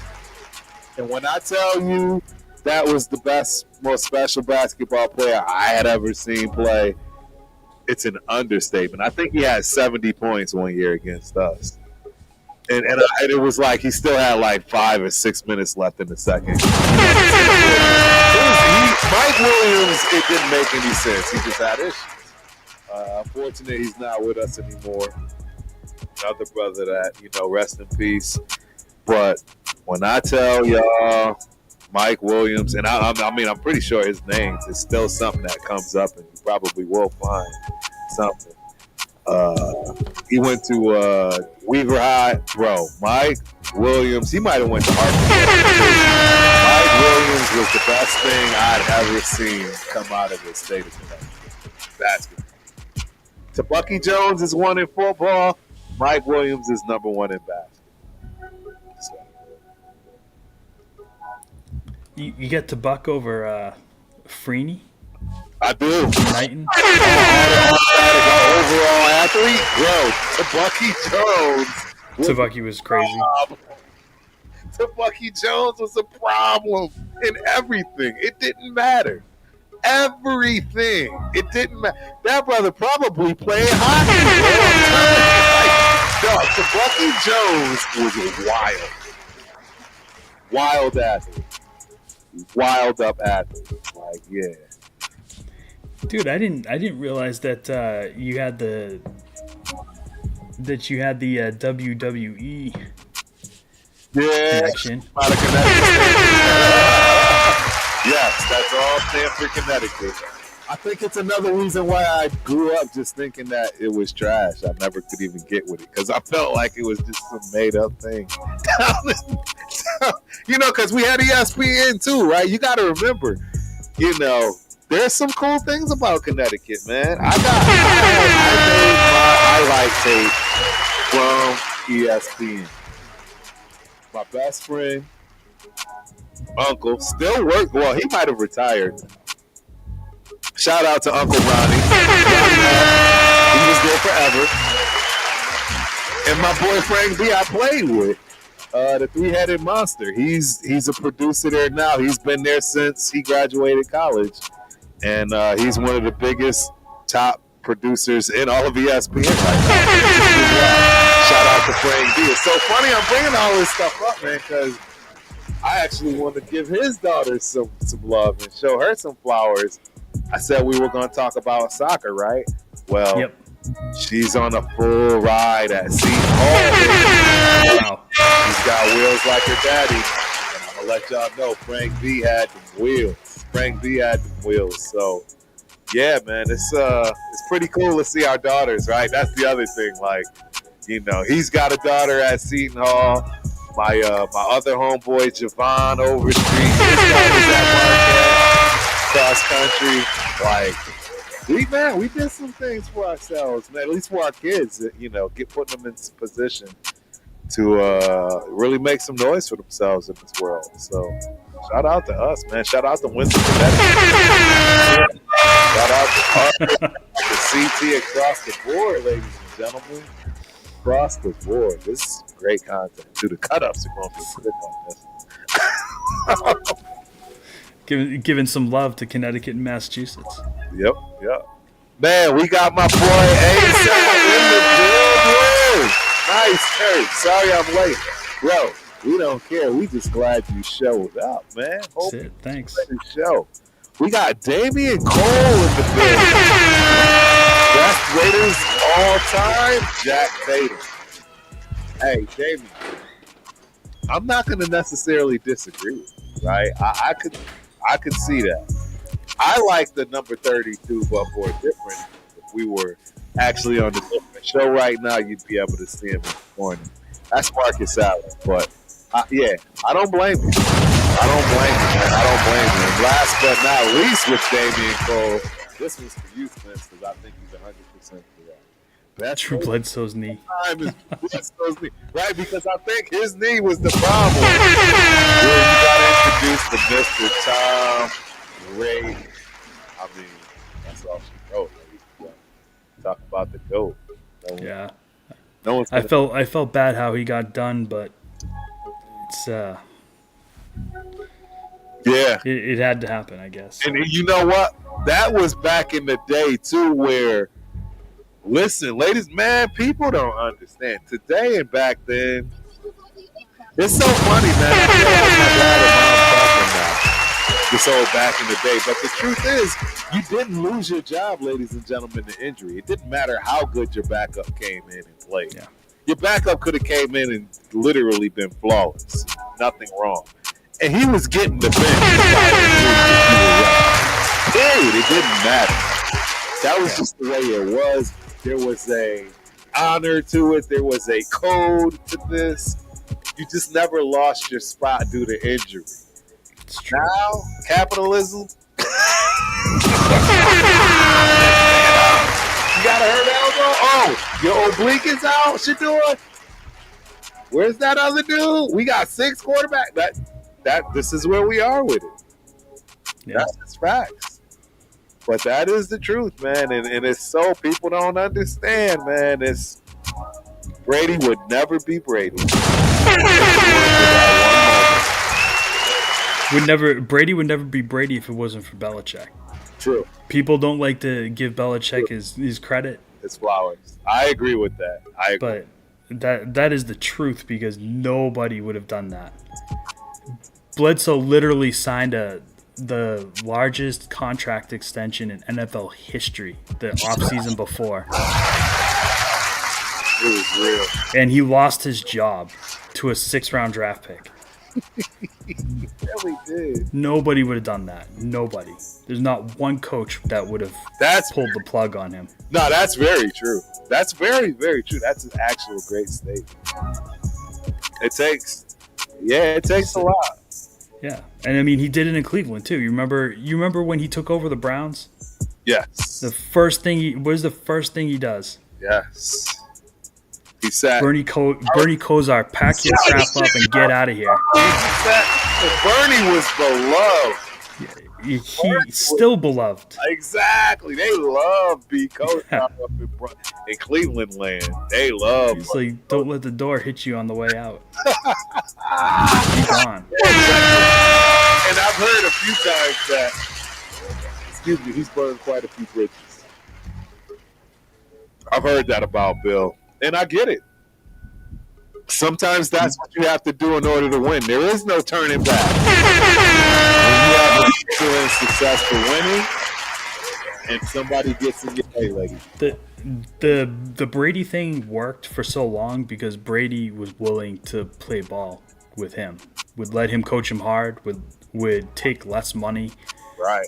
Would allow him to build the team. Right. Like. How many quarterbacks are out there that are going to take pay cuts? That they're more concerned with winning Super Bowls than Pro Bowls. Correct. Absolutely correct. Right? Like I saw an interview a week and a half ago, I think, with Cam Newton, and they asked him if he would trade his MVP for a Super Bowl, and he said, "Hell no." And everybody on the panel with them like double take, like, really? And they're like, all right, we know where you're at. Like, right. Care about yourself. Right. Okay. Yep. The way it goes, man. It's the way it goes. I mean, and to be honest, in a lot of ways, that's probably the reason why you all win the chip. It's the reason why you won't win the chip, because it can't be done alone. It's not basketball. It's not. It can't be done alone. I don't know. Especially in this day and age, you can't be Dak Prescott with that contract and think that the Cowboys are going to have a chance. They don't. You can put a line through them right now. They're already done. They're not. They don't. It's just impossible. They don't have enough depth to compete. Right? There's too much money tied up in their skill positions. 100% agree. So the only way you can make that happen is you have to draft flawlessly. And they do draft well, but they're not flawless. They do. It's not anything to write home about. Nothing to write home about at all. It's gonna be interesting. I mean, it's gonna be a long road, bro. It's gonna be a long road. It's already been a long road for a lot of teams, right? There are still quite a few teams in the NFL that have never won anything. And unfortunately, I'm a firm believer in history repeating itself. So some of those guys are gonna stay right there. Man, it takes a special owner. It takes it has to work on every level for you to break out of that cycle. Every level, right? Every. And yeah, I mean those bad teams. I just don't see it. It doesn't exist. I agree. I mean, maybe the Jets will break the cycle when Woody sells the team. Right. Will that ever happen? No. No. He'll pass it down. It won't happen. It will not happen. So. All right. So we are going to move into the segment of baseball. This won't be long, right? This won't be long at all. Playoff hunt. Are we already talking about playoff hunt for basketball? Of course we are. Where are we at? So we're through the All-Star break. We're in the second half of the season. The trade deadline's behind us now. Teams are done adjusting their rosters. Everybody's trying to jockey for standing now and secure the division, secure the wild card.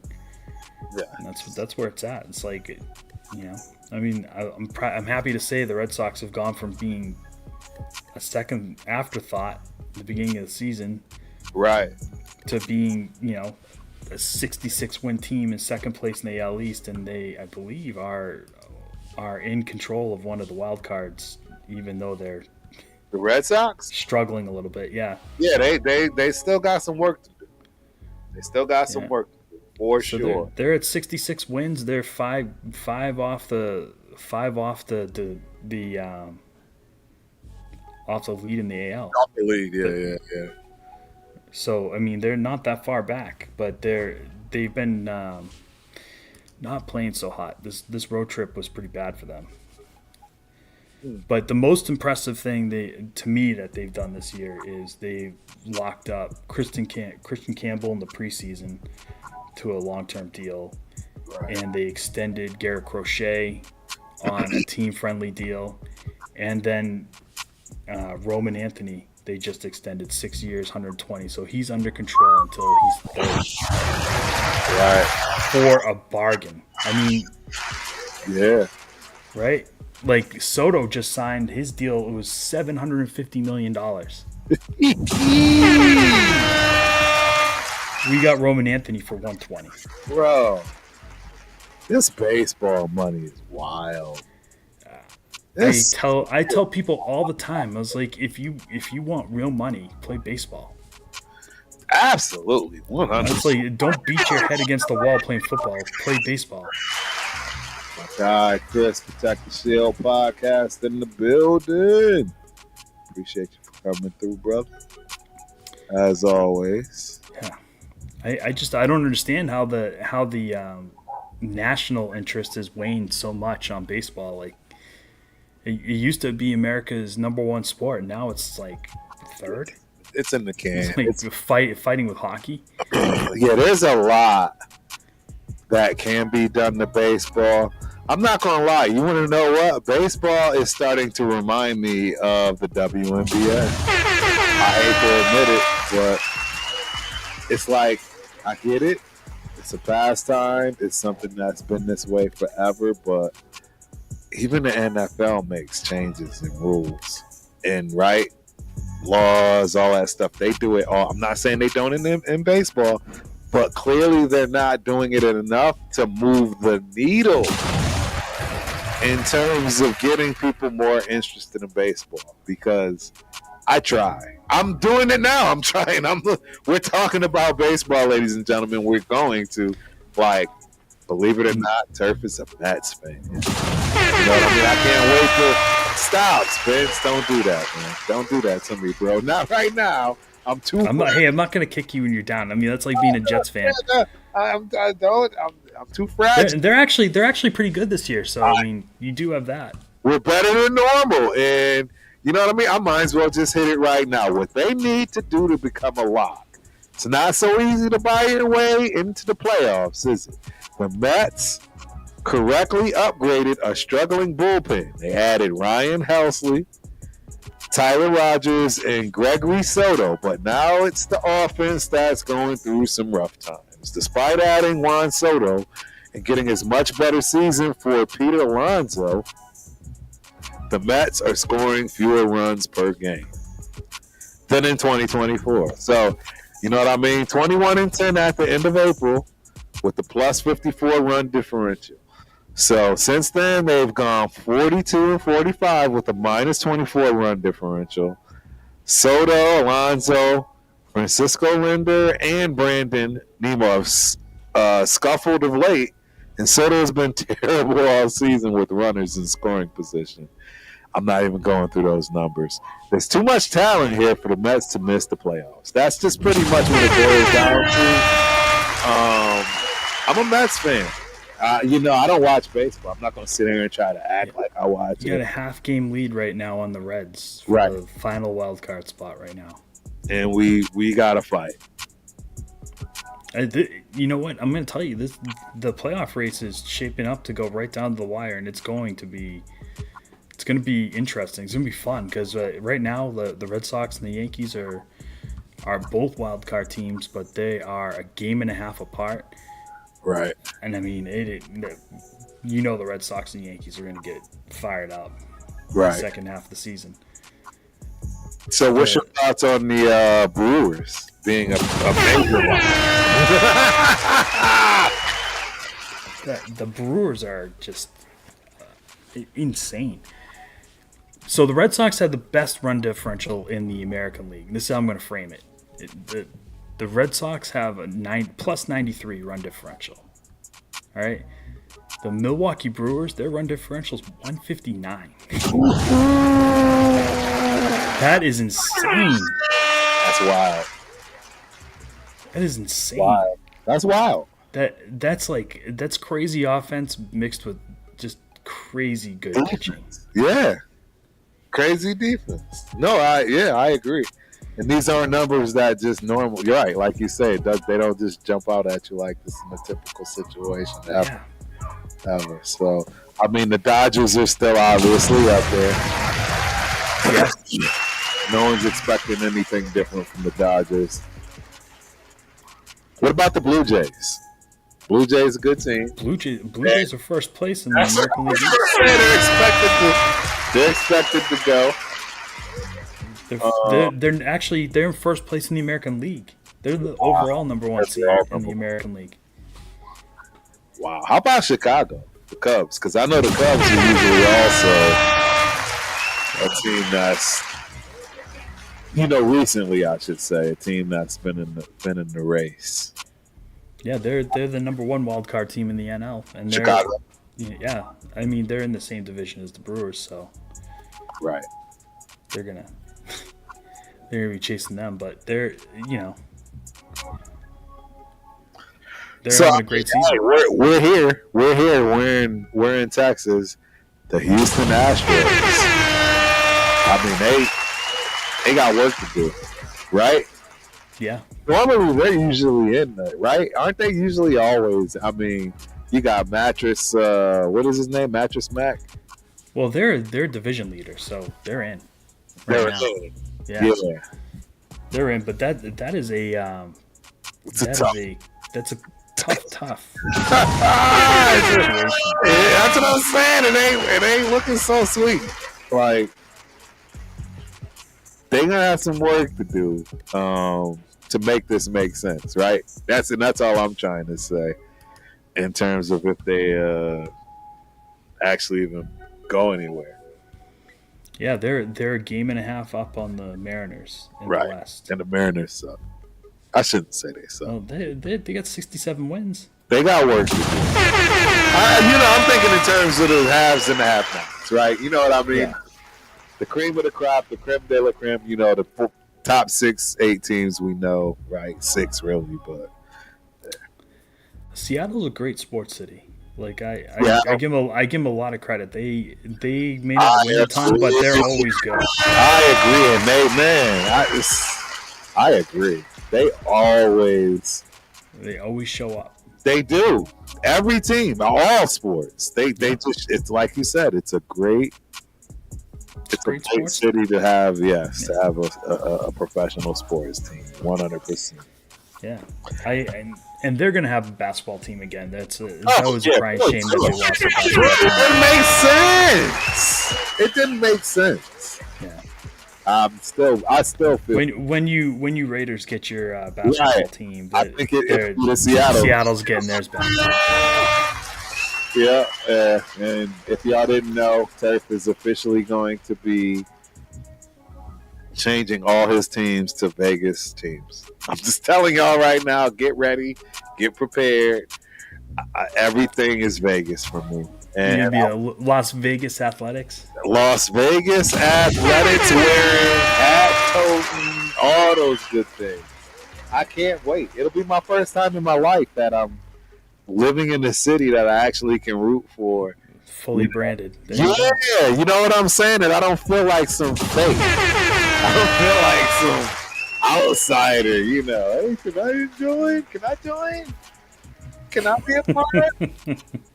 We don't have nothing over here in Connecticut. I know Connecticut. You guys just keep. Everybody just takes and takes and takes. They just take from us, bro. And we have such talent, man. There's so many things we could have had. Seriously, it is what it is, man. But, as much money as the state has, you'd think that they would they would invest some money into infrastructure and build you guys a stadium. You notice we're not there anymore. Being Connecticut, clearly we're not there for a reason, right? We're not there for a reason, so it is what it is, man. I think the rich people prefer to keep the sports and the crowds in New York and Boston and let them have the quiet life in Connecticut. Yep. So let's kick off this global soccer and women's sports thing, right? We do have boxing still before we hit the NFL. You know what I mean? It's getting a little late. We getting close. We'll see how Spence feels. You know what I'm saying? I don't want to keep Spence up too late, but we're going. We've already kind of talked a lot about women's sports, if you will. But I do want to talk about it, man, because first and foremost, Messi in Miami. Is he saving Major League Soccer brand or not? What are your thoughts on that? Have you heard about this? It's soccer, and that's the reason why I want to bring massive draw. Massive draw. This was 2 weeks ago, ladies and gentlemen, where Messi, signed over to Miami, right? And a lot of people think it's exactly that, saving the brand. What's your thoughts, man? He's so much fun to watch, right? I mean, people pay insane amounts of money. He's the dude. Yeah. For sure, he's the dude. Soccer, believe it or not, man. My son wanted to play, and then he got bit by the track and field and football bug, so it all went away. But and I have one of my boy, man, shout out to Chip Hobbs, man. He's a Montana State University Hall of Famer, if you will. He's in that ring. And his son is a outstanding soccer athlete out of Oklahoma. And we're talking Chip Hobbs. He was basketball and football. He could have played both in college. Wow. He could have done both, but he just stuck with football. Obviously became one of I think he leads in a lot of categories all time. Hence why he's in that ring, if you will. But soccer is bigger than people realize, man. It's a global thing, not only for the men but women, and it's really starting to heat up. That's the other thing. I've actually paid more attention to it for a lot of other reasons, being outside of the country. Like Lima, Peru. In Peru, soccer's huge. Right? Lima's South huge. America, yeah, it's huge. Like, they don't have American football and basketball and all this stuff. They may have it, but it's right. It's not the first sport. Yeah, I'll never forget taking my family and my daughter doing gymnastics in Lima. You know what I mean? It was crazy. They just don't have that stuff like that. So, what are your thoughts on global soccer as a whole, just across the board? You've been around sports your whole life. Yeah, it's the number one sport in the world. It is. America's the one that has their head in the sand about it.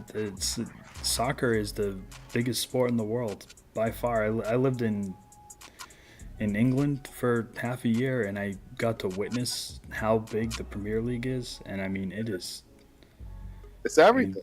It is everything. It is a big deal. It's a big deal.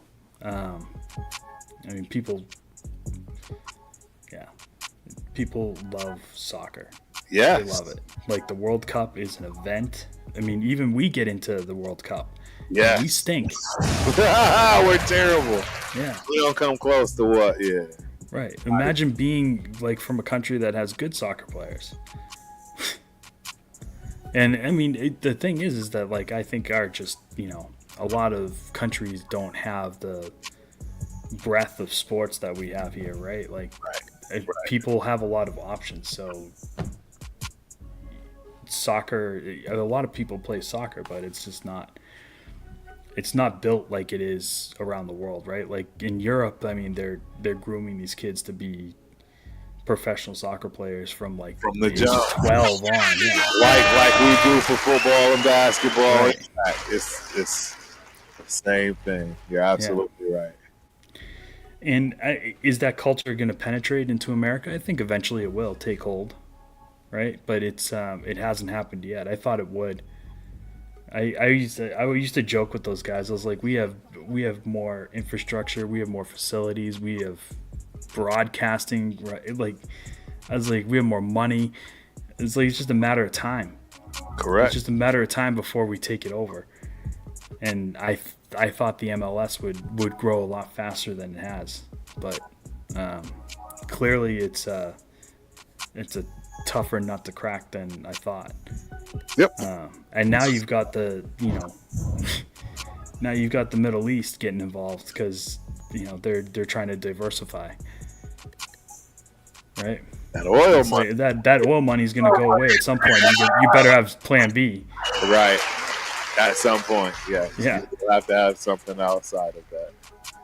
No, I totally agree, man. Yeah, and I always rant, rave, talk about one of my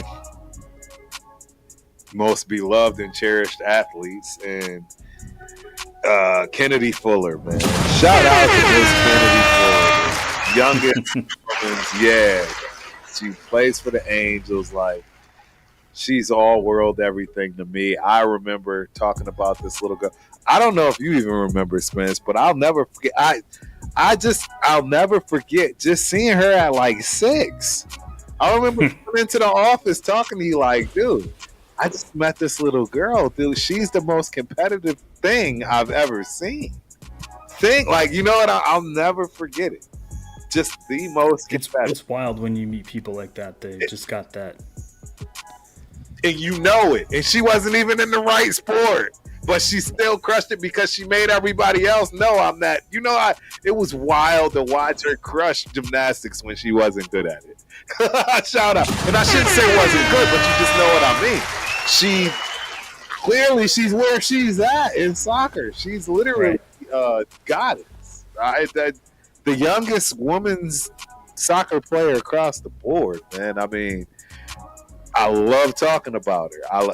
Everything. There is nothing you will run into with that young lady, man, that you will not be in awe of in terms of confidence, chip on her shoulder, just straight up hardcore compete, hate to lose, the whole combination, the whole package, all in one.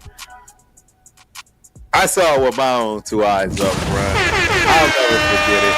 I say it all the time. I don't think I'll ever meet another competitive person more competitive. I don't think I'll ever meet. Yeah, it's strange. It's strange, like you say, it's strange to see that. When we've seen all kinds of things in our lifetimes, if you're fortunate to be around all that greatness in sports, right, and seeing it up close and personal and being around it, she's just one of them, man. And that just goes to the testament of women's sports are picking it up, ladies and gentlemen. Like it, hate it, love it, whatever it is, it's picking up. Caitlin Clark. I don't think there's a more polarizing. Yeah, I don't think there's a more polarizing person to watch in any sport. That chick is right. Yeah, I watch Caitlin Clark all day. You know what? Like watching all these nitwits like throw dildos onto the court like this is where we're at in this country. Unfortunately, is like this is kind of moronic stuff that we have to deal with. All right, right, right. Like they do deserve to get paid. 100%. I agree. They're getting paid nothing. Right. Nothing. The problem though, and this is where I do understand, like, right, they're getting subsidized by the NBA. They're trying to keep the standards of the league up to par, but every time they do that to compete, they're taking away the money that's being generated. And that's why the league can't make money. They're definitely making more money than the previous years, year over year, but everything keeps going up. I'm sorry, ladies. Keep driving, taking buses to the game. Stop getting in charters. Stop going private jets. That is cost going through the roof, which means all of that money you're generating is getting burned out the door. You might as well all be cigar smokers right now. Every time y'all want to get up to speed with anything else, in my opinion, you're better off staying where you were. Nope. Right? Like you're going into the Garden now, right? Spence, the new Boston Sun is going into the Garden now because, God forbid they got to play in a, hole in the wall in Connecticut, Sun at Mohegan Sun. But guess what? That hole in the wall is cheap. Yeah. You know what? Like, that was, they didn't make much money before. At all, revenue-wise in the league, the league. They're saying is projected to have revenues of $1 billion. Right now, that's with all of the right. That's what TV money, right? Like, yeah. So they can thank Caitlin Clark a lot for that because she's the main reason that's happening. 100%, 100%. And Angel Reese and her inability to hit a shot. The brick lady. The bricklayer, Angel Reese. But she, hey, people come to watch. Right? Like, they pay to see it, and so they've got a massive TV deal now, and I think the point the women are making is that look, like we're not asking for a ton. They're asking for commensurate percentage of league revenue that the men get. Right. And that's not that's not an absurd thing to ask for. Absolutely not. Right? Because the disparity is huge right now. It's huge. So I think like the men get like half the revenue or something. They get like less than 10% or some crazy number like that. Right. So I don't think that that's a absurd thing to say that they should be getting right money. But that's the problem, Spence, because if you actually equate that and take that money away, guess what happens now? Where does the money come from that's being spent on everything else? That's the problem. If the teams can't run an efficient operation, then they shouldn't even own a team. That's the problem, and that's the problem, because you have to remember they've never been profitable, and the NBA has subsidized them from day one, and it hasn't been any different. And that's the problem. That's why I'm saying, like, look, I've been watching this. I've been paying attention to it. I see both sides. I understand both sides. Everybody has a right to be mad. My problem is, where's the solution at? Because what I see, at least the way that I'm viewing this, because it's no different than how the schools of today came up from the past. When I was at Montana State, we only got $125 a semester for books, ladies and gentlemen. You think these guys are still getting $125 for books?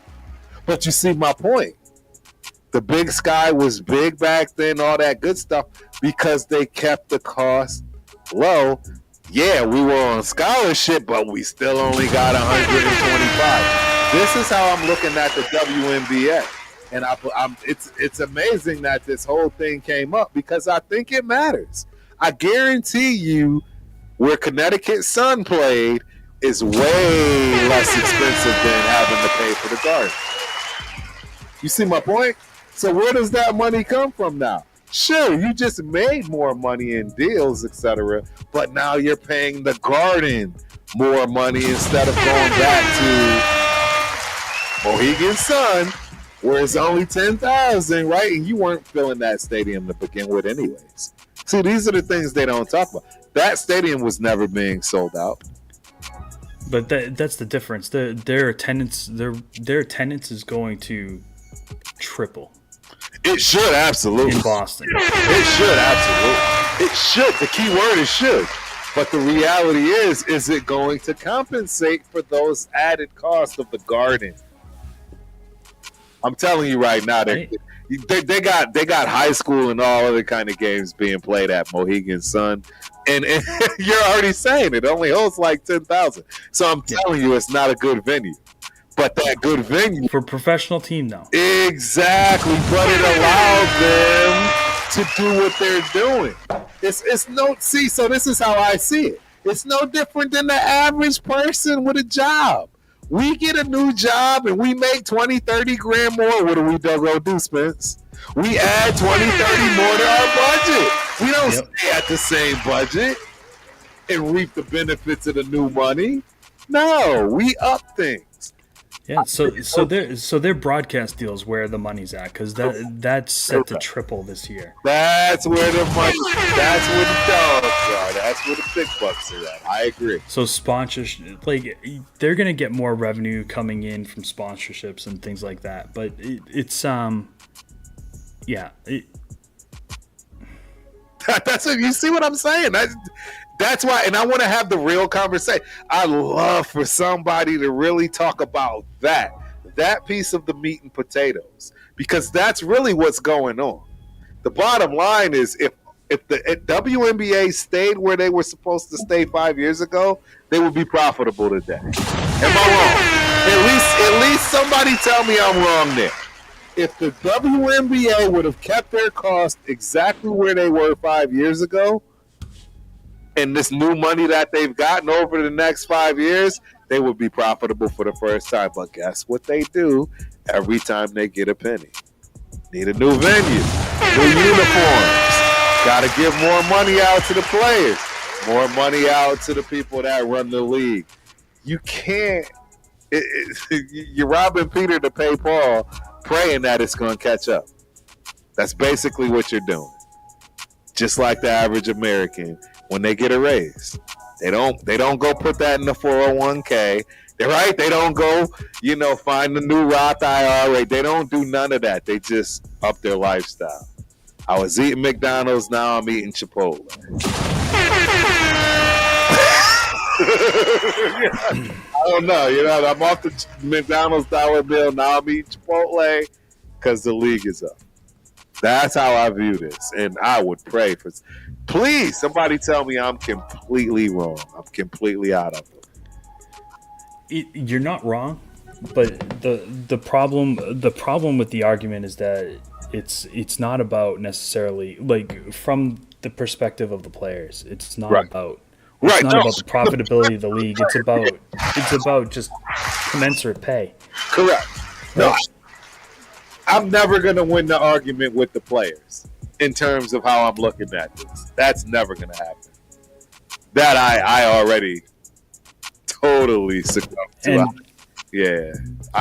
Part of me has to believe that there's a little creative accounting going on to make 100%. 100% there's creative accounting. There's absolutely no way you're paying the players like that little, and you have revenue. You have $1 billion revenue for the league. It don't. And you're telling me that you don't make anything? Don't make sense, bro.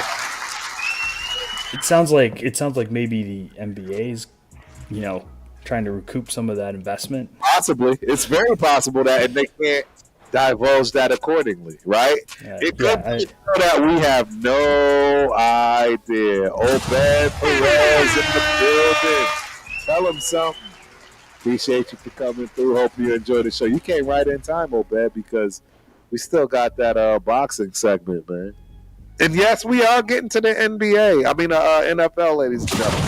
We are not leaving tonight without saying at least 5 minutes on the NFL. That's just obvious. So yeah, 5 minutes at least. I just but this is a good topic, man, and you actually have the ability to, like you just done, is look. I can, whether you're playing devil's advocate, whether you're just straight out being straight up objective, fair, right? Whatever the case may be, you are actually giving perspective from the girls, the women's, the players' side. And that's how they're seeing it. And then you have the financial people that are like, you haven't made a buck. How does this solve? Right? You know what I'm saying? Like, where do you really solve this at? I don't know where their money's going. So I would have to see a breakdown of how they're spending their money because it doesn't make a lot of sense because we know NBA teams are making money. Big time. Right? So if you're and half of their revenue is chewed up by the players. Correct. So if you're telling me you reduce that expense by 80%, you're telling me that the WNBA isn't profitable? Kind of suspicious. I don't know. And it could be maybe this is the first year that they are. Maybe. Yeah. When this league year ends, we'll find out. But I kind of find it hard to believe that $1 billion revenue stream, you can't turn a profit in that. Something's up. It's like you said, the money's being spent, and nobody can say where it's being spent at. And that's where I'm at with it right now. We need to open up the books. We need to see who's being paid for what. Is it these venues? Are the venues taking advantage? Right, somebody's taking advantage. Somebody's definitely taking advantage. But it's not being talked about. Hey, look at who's in the building. What's going on, Angelo? I just finished the Captain Jack show, guys. So sorry, turf. Turf called, man. When the turf signal goes in the air, man, you gotta jump in. I said that. So salute to my Guillotine League Silver and Black Showdown brothers, Spencer Young, y'all. The Patriots are representing this year. That's right. Patriots we're back, baby. We're back. Hey, you know what? You would have loved our show, Spence. Sunday night in the Captain Jack show, we had East Coast Gridiron, and if you've ever seen his channel, they break down college.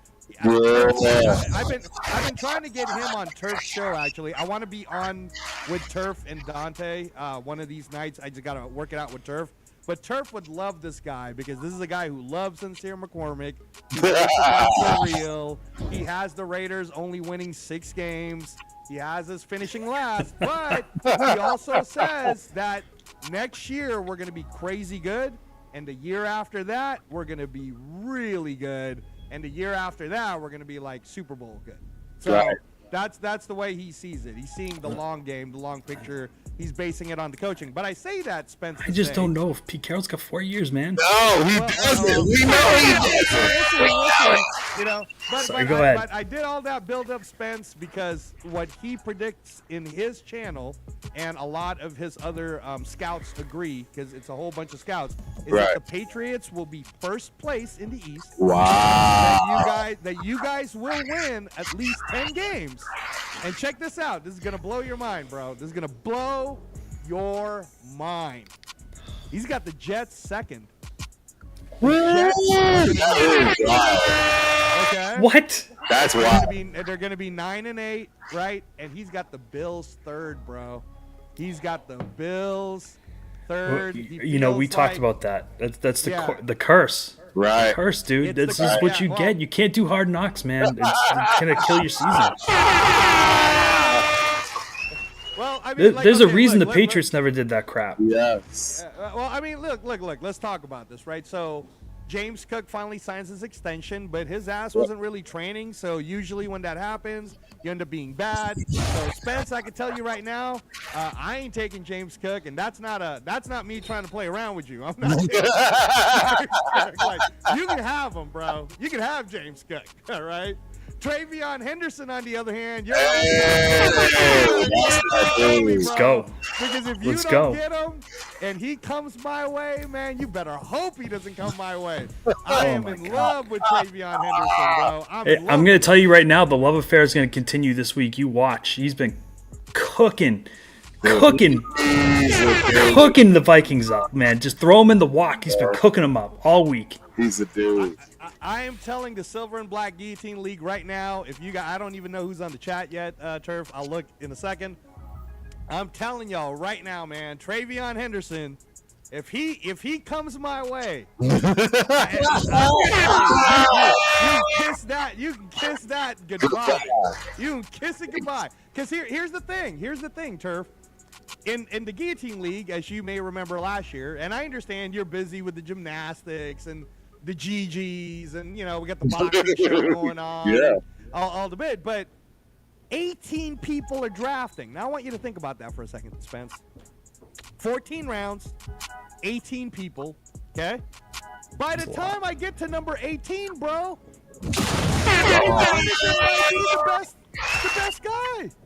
I'm not waiting until the second round to take his ass. Are you kidding me? And take my chance? No way, bro. No, you better lock his ass up, because I'm telling you, bro. I am telling you now. So you're calling Travion Henderson as a first-round pick in an 18 round? Okay, no. Let me clarify. In a 10-player league, no. In a 12-player league, no. In an 18-player league, though, 100%. He's a first-round pick. If I'm picking 18th, all right, I want you to think about this, Spence. Only way Travion Henderson for me goes second round is if I'm picking 18th in the snake draft. He's going to be my 19th pick. I'll take best overall, whatever players there, and then I'm taking Travion. But if I'm looking at that draft and I'm like, oh shit, I'm picking 18th, and then I'm looking at these running backs that are going to be after Travion. Travion's my best bet for a catch guy, a punt return guy, a touchdown guy. Nah, bro. And here's the thing too, right? And again, see, this is I don't hate on not telling you these type of things, because I'm not worried, baby. I was in the top 5 last year. Me, Severe, Jason made it in the top 9. Like, Turf even made it like in the top 11, I think. Like, his ass got cut. And you know what? To be fair, Turf's lucky ass drafted Jordan Mason, and Christian McCaffrey went down. The next thing you know, Jordan Mason fucking looks like Herschel Walker. Like, so he he made it because of those first few weeks. But anyhow, Spence, bro, Ramondre Stevenson last year, do you know how many times that guy fumbled? All right, and fumbles are minus points in fantasy football. All right, so no, I'm taking Travion I got news Henderson. for you, dude. He dropped 15, 20 pounds. Jesus. Really? Yeah. No, he doesn't look like the same dude anymore. Watch the preseason game. Ramondre will probably get a couple carries.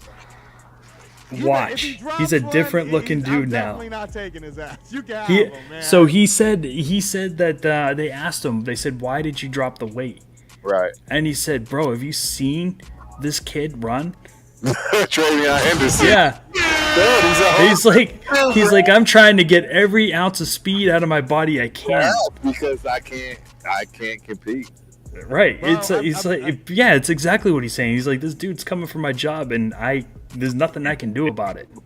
Spence, I want to remind you, and again, I'm going to be fair to him, Turf, because this is, for 9 of us, this is our second year playing.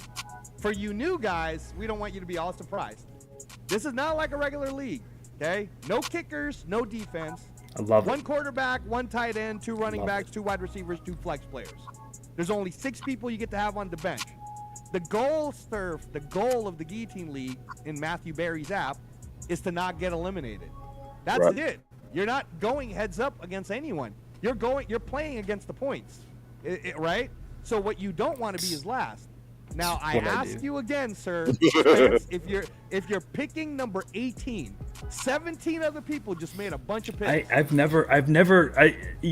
My heart is ready to explode. I haven't heard anybody talk about Travion Henderson as a top 20 fantasy player. Are you kidding me? Oh my bro? God. He's at least second, at the very least second round. At the very least, wow. Second round. Yeah, so all right, I'm gonna pour some water on this. I gotta slow you guys down because here's what's gonna happen. Here's what's gonna happen this year. Okay, listen, Spence. His first ever reception, the first time he ever touched the football in an NFL field, he took it to the house. You're trying to tell me? I haven't even seen. You know what I saw Ashton Genty do? Lose 5 yards. That's what I saw him do. All right. His ass is a third round pick at best. All right. You guys want Ashton Genty? You can have him. I would. I'm going to tell you right now. I would not go anywhere near Ashton Genty in any round. Y'all are bashing Ashton Genty. Oh, for fantasy. Yes. Turf. Oh, for fantasy, Turf. For fantasy. No, you're right. It's tangential to real life too. You know, I wouldn't. Yeah. I agree. If I'm picking an Oakland, if I'm picking a Raider running back right now, it's Mostert. It's Mostert. And it's not close. 100%. The thing I don't understand is like I see Janny being like number one in all these like all these rookie drafts, like crazy, dude. They've lost their fucking nuts. minds. They've lost their minds. When I go at them on X, like all the Raider fans come out, man. They come out with the shield. Not the right ones. Not the right Raider fans, because we know. The ones that know, we know. We know the truth, like, bro. leave my Janty alone. Right. All right, let's get back on track. We're going to get Angelo in and get Angelo out because we got to get out, too. We still got one more segment, but, bro, you are in here for the segment of all segments. Combat sports, boxing, UFC, and crossover madness. Question for you. Jake Paul. All right. Is he a good boxer now? Tell us, Angelo. Is Jake Paul real? Oh, my God. What? Turf, I just had a good show with Raider Nation Jason over at the Captain Jack Rackham channel, bro. Why are you doing this to me? I thought we were boys. Turf, we had 1.5 what is it, 1,500 people watching? Yeah, last night. All right. The knockout canvas is alive, everybody. We got people from Australia. We had somebody from New Zealand. We had someone from India, bro. It was crazy. That was beautiful. That was beautiful. So why would you bring me in to the Dead in the Water show with Turf and Spence and ask me a ridiculous ass question like that? Why are you doing this? We gotta educate the masses, man. We gotta educate the masses. Some people really think he's a terrible boxer. I know. Yeah. Okay. All right. Let me be fair. Has he worked on the craft well enough that he at least understands basic fundamental ways of how to use the sport of boxing? Sure, I'll give him that. It took him 12 fights, fighting basketball players and old, grapplers and, senior citizens. I don't know. I think there was a stunt. Did he fight a stunt man, dude? I know the one boxer that he fought for real. Tommy Fury, beat him, right? But to be real about that, Tommy Fury, Spence, is on Love Island, bro. He's on Love Island. So, he's a boxer, but he's also a model / Love Island character. So, again, man, I take it for what you want to take it. He's beaten a 60-year-old Mike Tyson who had ulcer surgery right before the fight. He beat Cesar Chavez Jr., who was dealing with the cartel and got deported right after the fight. Come on. What are we talking about? I agree. Enough of that blasphemy. Enough of that nonsense, man. We wait. Well, here's the one thing, Turf. here's the one thing. So Eddie Hearn today, I was watching it live. He said straight up that the deal with Jake Paul is real. Right. That Anthony Joshua has already agreed to it. So the ball is on Jake Paul's court if he's really gonna do it. They're trying to make the numbers work. They even asked Eddie Hearn, Right. is Jake Paul the first choice for Anthony Joshua to fight this next? He said yes, he is. He's in the number one position right now. On to the next. On to the next. All right. While we have you, Crawford versus Canelo. You know what I'm saying? Tell these people how you feel about this fight. Oh man, this is a trap question from Turf. Man. All right. First of all, Spence, let me just repeat again that this is going to be the Sugar Ray Leonard versus Marvin Hagler of this generation. Okay? The difference in this, and I even say the difference in this, is because Sugar Ray Leonard versus Marvin Hagler was a closed circuit. If you're old enough to remember what that is, it was closed circuit where you have to pay for it, right? Right. This, sir, is Netflix. If you paid $8 to your Netflix subscription, you get this bad boy for free. 300 million subscribers globally around the world, right?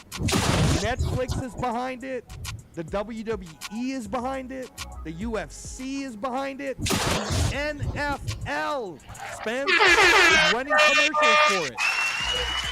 If you're one of the people that does not think that Canelo Crawford is big, you guys have lost your mind. This is bigger than Pacquiao Mayweather. This is bigger than Tyson Lennox Lewis. Shit, this might be bigger, Turf, than Tyson Holyfield. It's possible, bro. It's possible. I mean, this is huge. This is huge. So, This is for the undisputed super middleweight, right? It is. yeah, and for all of them, which is interesting, because if Terrence Crawford pulls it off, Spence, even if you're just a casual fan, we've never had a champion get in the 4-belt era be a 3-division undisputed champion. It doesn't even sound right. It doesn't even sound right. Crawford got all the belts at 140, then he got all the belts at 147, and then decided to move up to 168 and get all. Got all of those. That's wild. That's insane. It will be for someone like me who's an aficionado and historian. When I go on the knockout canvas and me and Turf go back and forth and he tells me, bro, I gotta put Terrence Crawford now into my top 10, it's gonna be a lot harder for me to argue that shit. I'll tell you that. A lot harder because I've never seen it in history. I'm like, man, and he did beat Canelo, so it wasn't like he beat somebody who was garbage. He beat Canelo, so having said that, Terrence Crawford's looking good up in the mountains. I actually, and I always joke around about this with Turf, I got some sources. Canelo's looking really good. Looking really good. Sparring partners are saying that when Canelo hits you in the arms, yes, it's a real thing. Like it fucking hurts. Like it's real. These are sparring partners telling us this, right? And these sparring partners, everybody's required to wear, I think, like 16 or 18 ounce gloves. So if it's hurting through 16-ounce gloves, bro, I mean it's real. You know what I mean? So this is a real fight. We got a real fight, ladies and gentlemen. Terrence Crawford will be 38 years old when the fight happens. Canelo will be 35. But with that being said, there's a little caveat because the reality is those ages are probably completely reversed in terms of experience because Canelo has a bazillion more amateur fights and almost 80, 90? How many? Well, I mean, the key thing with Canelo, the key thing with Canelo, Turf, is he started already as a pro at 15. Correct.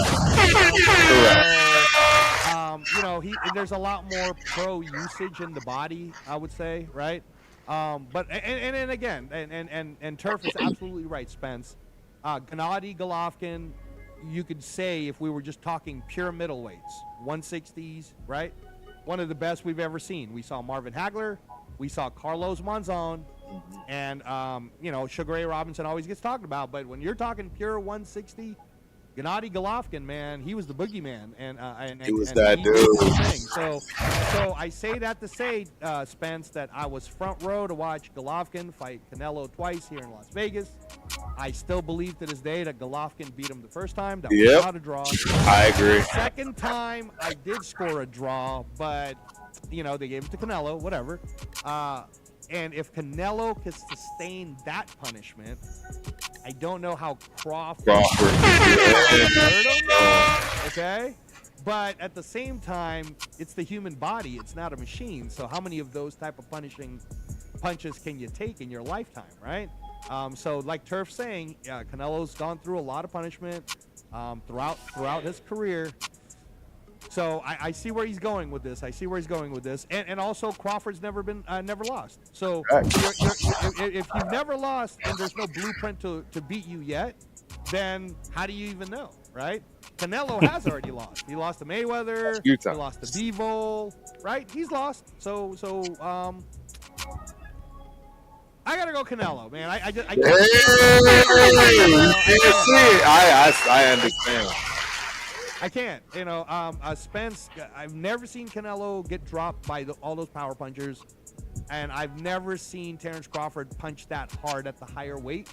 Right. He had a chance to prove how much power he would have against Madrimov at 154. Didn't work. And he didn't really hurt Madrimov. It ended up becoming a chess match.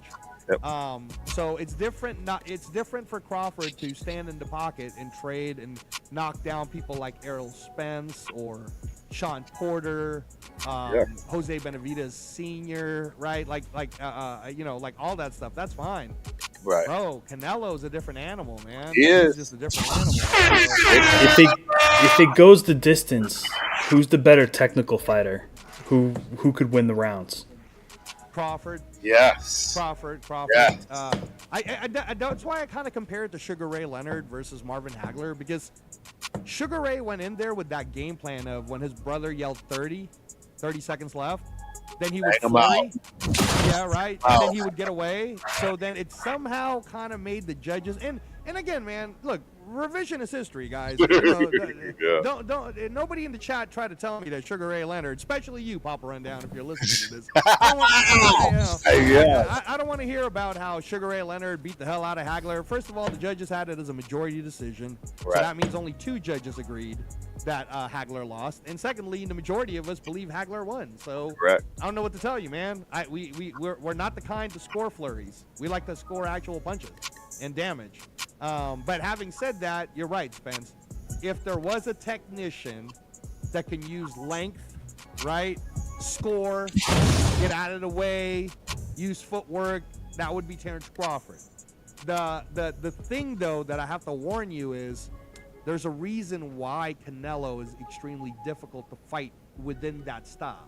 Right. In fact, I'll name you the fighters that were successful with a style like the one you're talking about. Erislandy Lara. One of the best Cuban boxers ever to walk planet. Yeah, Lara gave him a hard time doing it that way. Floyd, I was there for that. Thank you to the Mayweathers for giving us floor seats. I was there for the Floyd Mayweather-Canelo fight. Floyd did it. No, that's it. Ain't nobody else. No. Ain't nobody I else. have to think in my head, like Golovkin did beat him, but I don't think He didn't use Crawford that style. Like if you watch the Golovkin first fight and Canelo's first fight, I don't think Crawford could do that to Canelo, because you have to have some real power to do that. And that was power boxing. Correct. Right? I agree. So it'll be close, Spence. It'll be close. If I was you, though, I would take whatever the plus money is. If you're betting, even money is a sucker's bet, so don't do that. But let's say it swings and a lot of people doesn't think Crawford could win. Bro, put money on Crawford. Yeah. Like, I mean, if it goes plus 300 or more, you put money on Crawford. Okay? If it goes plus 300 more for Canelo, you put money on Canelo.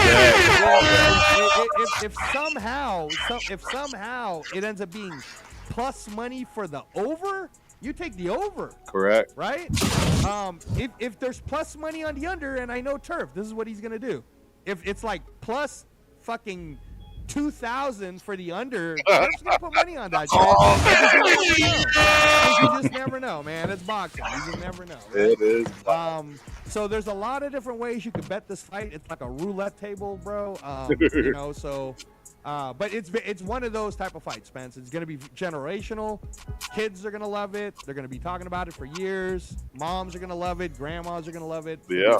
Amazing time. And I hope, I know Turf's going to try to get in here. Oh, yeah. For that. Yes. So, we got the last question before we get you out of here, man, and touch on this other stuff and get out of here ourselves. But this is one I've never asked you. You may have asked and answered it, but for this crowd, right, for Spence, for all those Patriot lovers, etc., yeah. Name your dream fight right now. Any weight, any fighter, any weight class. What's your dream fight? Period. Wait, but do I get to like current fighters? You're talking about current fighters right now? You pick it. If you want to do current fighters, we'll do current. If you want to just do all match up from 1920 to 2024, whatever you want. Your dream matchup fight. Any weight. Okay, I'll give you two because I want to keep everybody like make sure they're paying attention to current boxing. Absolutely. Yeah. So let's do current and all time. Yeah, for current boxing right now. Dream fight scenario. I mean, Alexander Usyk is so good, Turf. I can't see anyone coming around currently right now around his weight classes, even a cruiserweight giving him a hard time. So I can't pick an Usyk fight. Tank Davis is done gone crazy and retired. You know, I mean, you know, I would have wanted to say Tank Davis versus Shakur, but we both know that's not going to happen. Dream fight. I want to see Bootsy in this. Yeah. I want to see Jerome Bootsy in this. I want to see him move up because he's about to fight at 54. Right. You know what my dream fight would be, Turf? Here's my dream fight, bro. If Crawford beats Canelo, if somehow he pulls it off, I want to see Bootsy Enos versus Terrence Crawford. Oh, that would be a good one. That would be a dream fight for me. The guy who just unified 147 a few months earlier this year, moving up to 154. Let's say he wins a belt or something, and then next year, if Boots Enos were to say, "I'll move up 2 more weight classes to fight Terrence Crawford and fight him for an undisputed 168," I'd love to see that. That'd be a dream fight. Right. A dream fight from the past, something I would want to see, Spence, and these are names you're familiar with. I would want to see peak Roberto Duran. Okay, peak Roberto Duran. So I'm talking like right before, you know, when he won the 135 championship. It was right before he beat Sugar Ray Leonard. Remember that he was the first guy to give Sugar Ray Leonard an L because he moved from 135 and then, you know, he moved up to challenge the 147 champion at the time.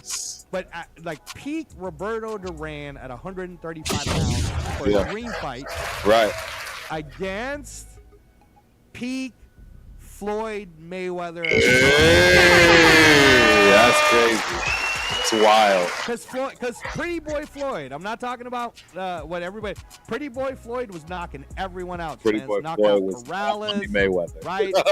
was beating everyone, bro. So I thought you were gonna go Pacquiao Mayweather. I know. I'm shocked you didn't bring it. You know, Spence, I got to watch Pacquiao Mayweather. Though, yeah. You know? I know, but it was like too late, wasn't it?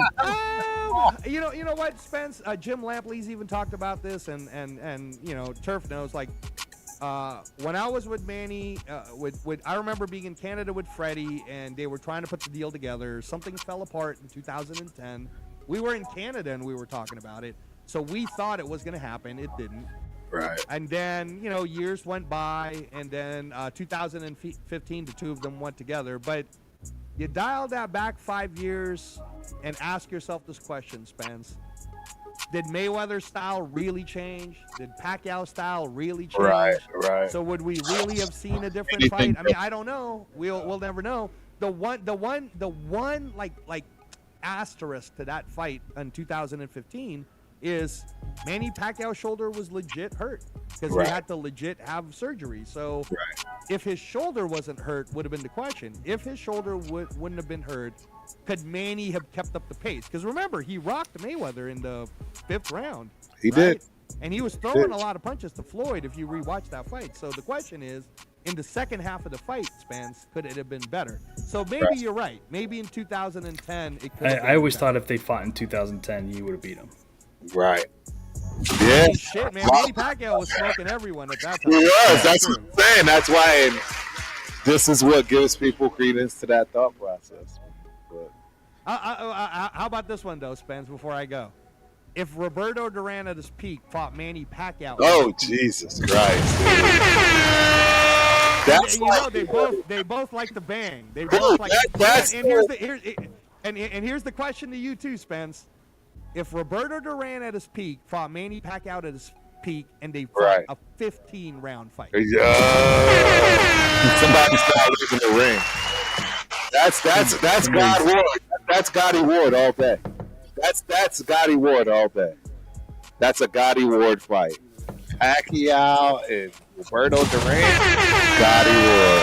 You are the man, Angelo. We appreciate you, my God.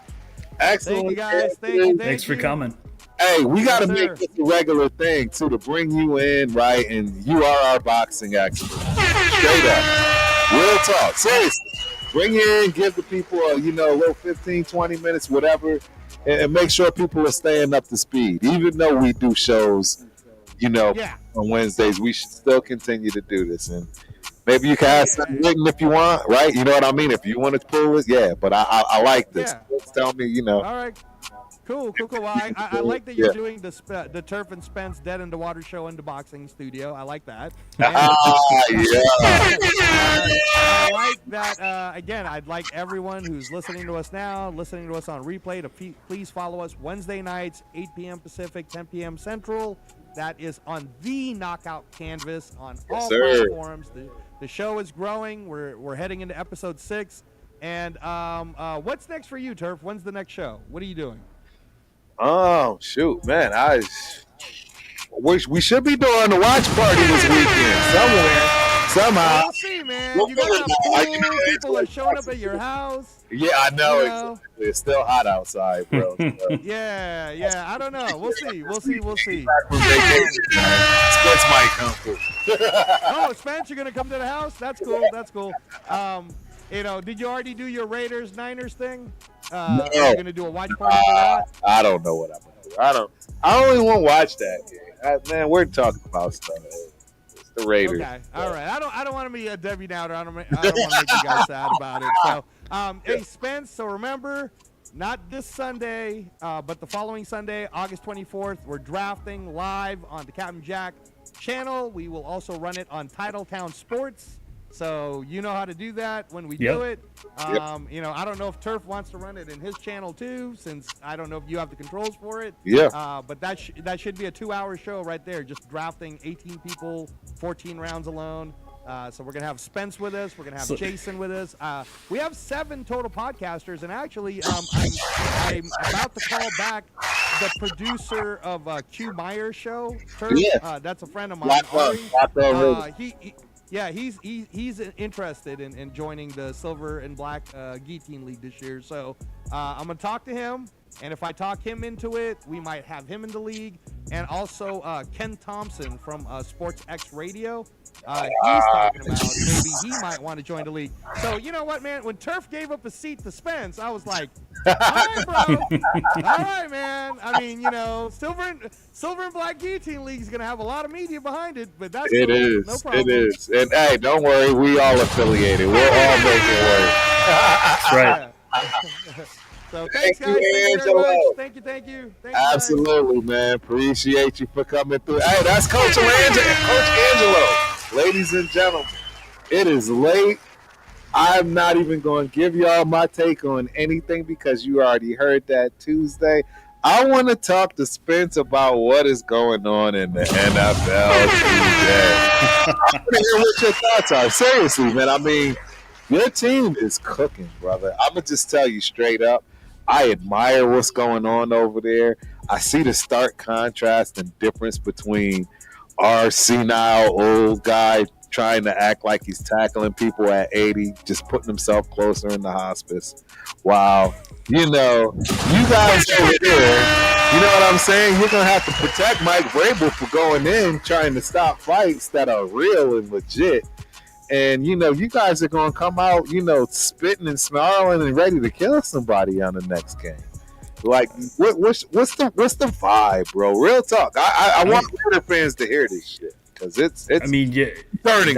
That is it. Like you're talking about a total change of direction from, right? We're talking the end of the Belichick era. Like I feel like he was starting to drift. His focus wasn't on the team anymore, and maybe it was Jordan. That was when all that started. So maybe it was Jordan, but the whole Gerard Mayo experiment was an absolute disaster. It's a dumpster. Disaster. I mean, a guy who's never been even a coordinator, right? Given a team, and then he goes and turns around and hires people that have never done the job, right? And then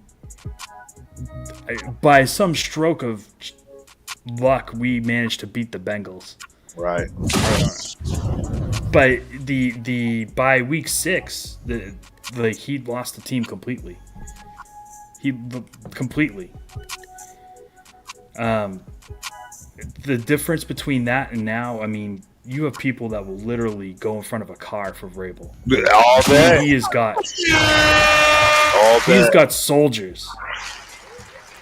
He's got people that are willing to lay it down for him. And, I mean, that is what you need in the NFL. You need people that believe and are bought into your system. And, I mean, he is preaching violence on defense. I am so excited to see what this thing's going to look like because I'm telling you, like, people are not ready for it. Like, he's. I agree. Hey, let me just tell you this: like Kyle Duggar, who was our starting safety last year, he's rolling with the 2s right now. He lost his job. You're talking about a guy that's like in the top 5 to 7 payroll at safety position in the NFL, and he's not a starter. It's not a good look. It's not. No. The message is clear. Is I don't care if you make $100 million a year. If you don't bring it, you don't play. Better be ready. Yeah. Better be ready. I love it. So, yeah, you said you've got like I'll tell you what. This kid Elijah Ponder. Okay. He's turning heads in camp. Like he's one of these guys that they got off the street and they like him. Right. They like him. Like he might take Anthony Jennings' job. Jeez. See, and this is the thing, man. For us, we don't get any of that. We just get guys that we hope can contribute. We're not getting guys that come in. None of us are excited about our draft picks for the most part. I mean, you already know how I feel about Ashton Jandy. Jack Besh. Dante. I liked what I saw of him. I liked what I saw from him last week. You already know how I feel. There were other receivers at that point that I would have taken even before him. But I digress. It's just I don't like what I'm seeing right now, and it's just a matter of front office and coaching staff getting it together, man. We look terrible our first preseason game. I don't care how you want to slide it. We look terrible, and I think we're going to look absolutely terrible. So I don't see how our offensive line is going to do well when we have our best player playing guard and not center.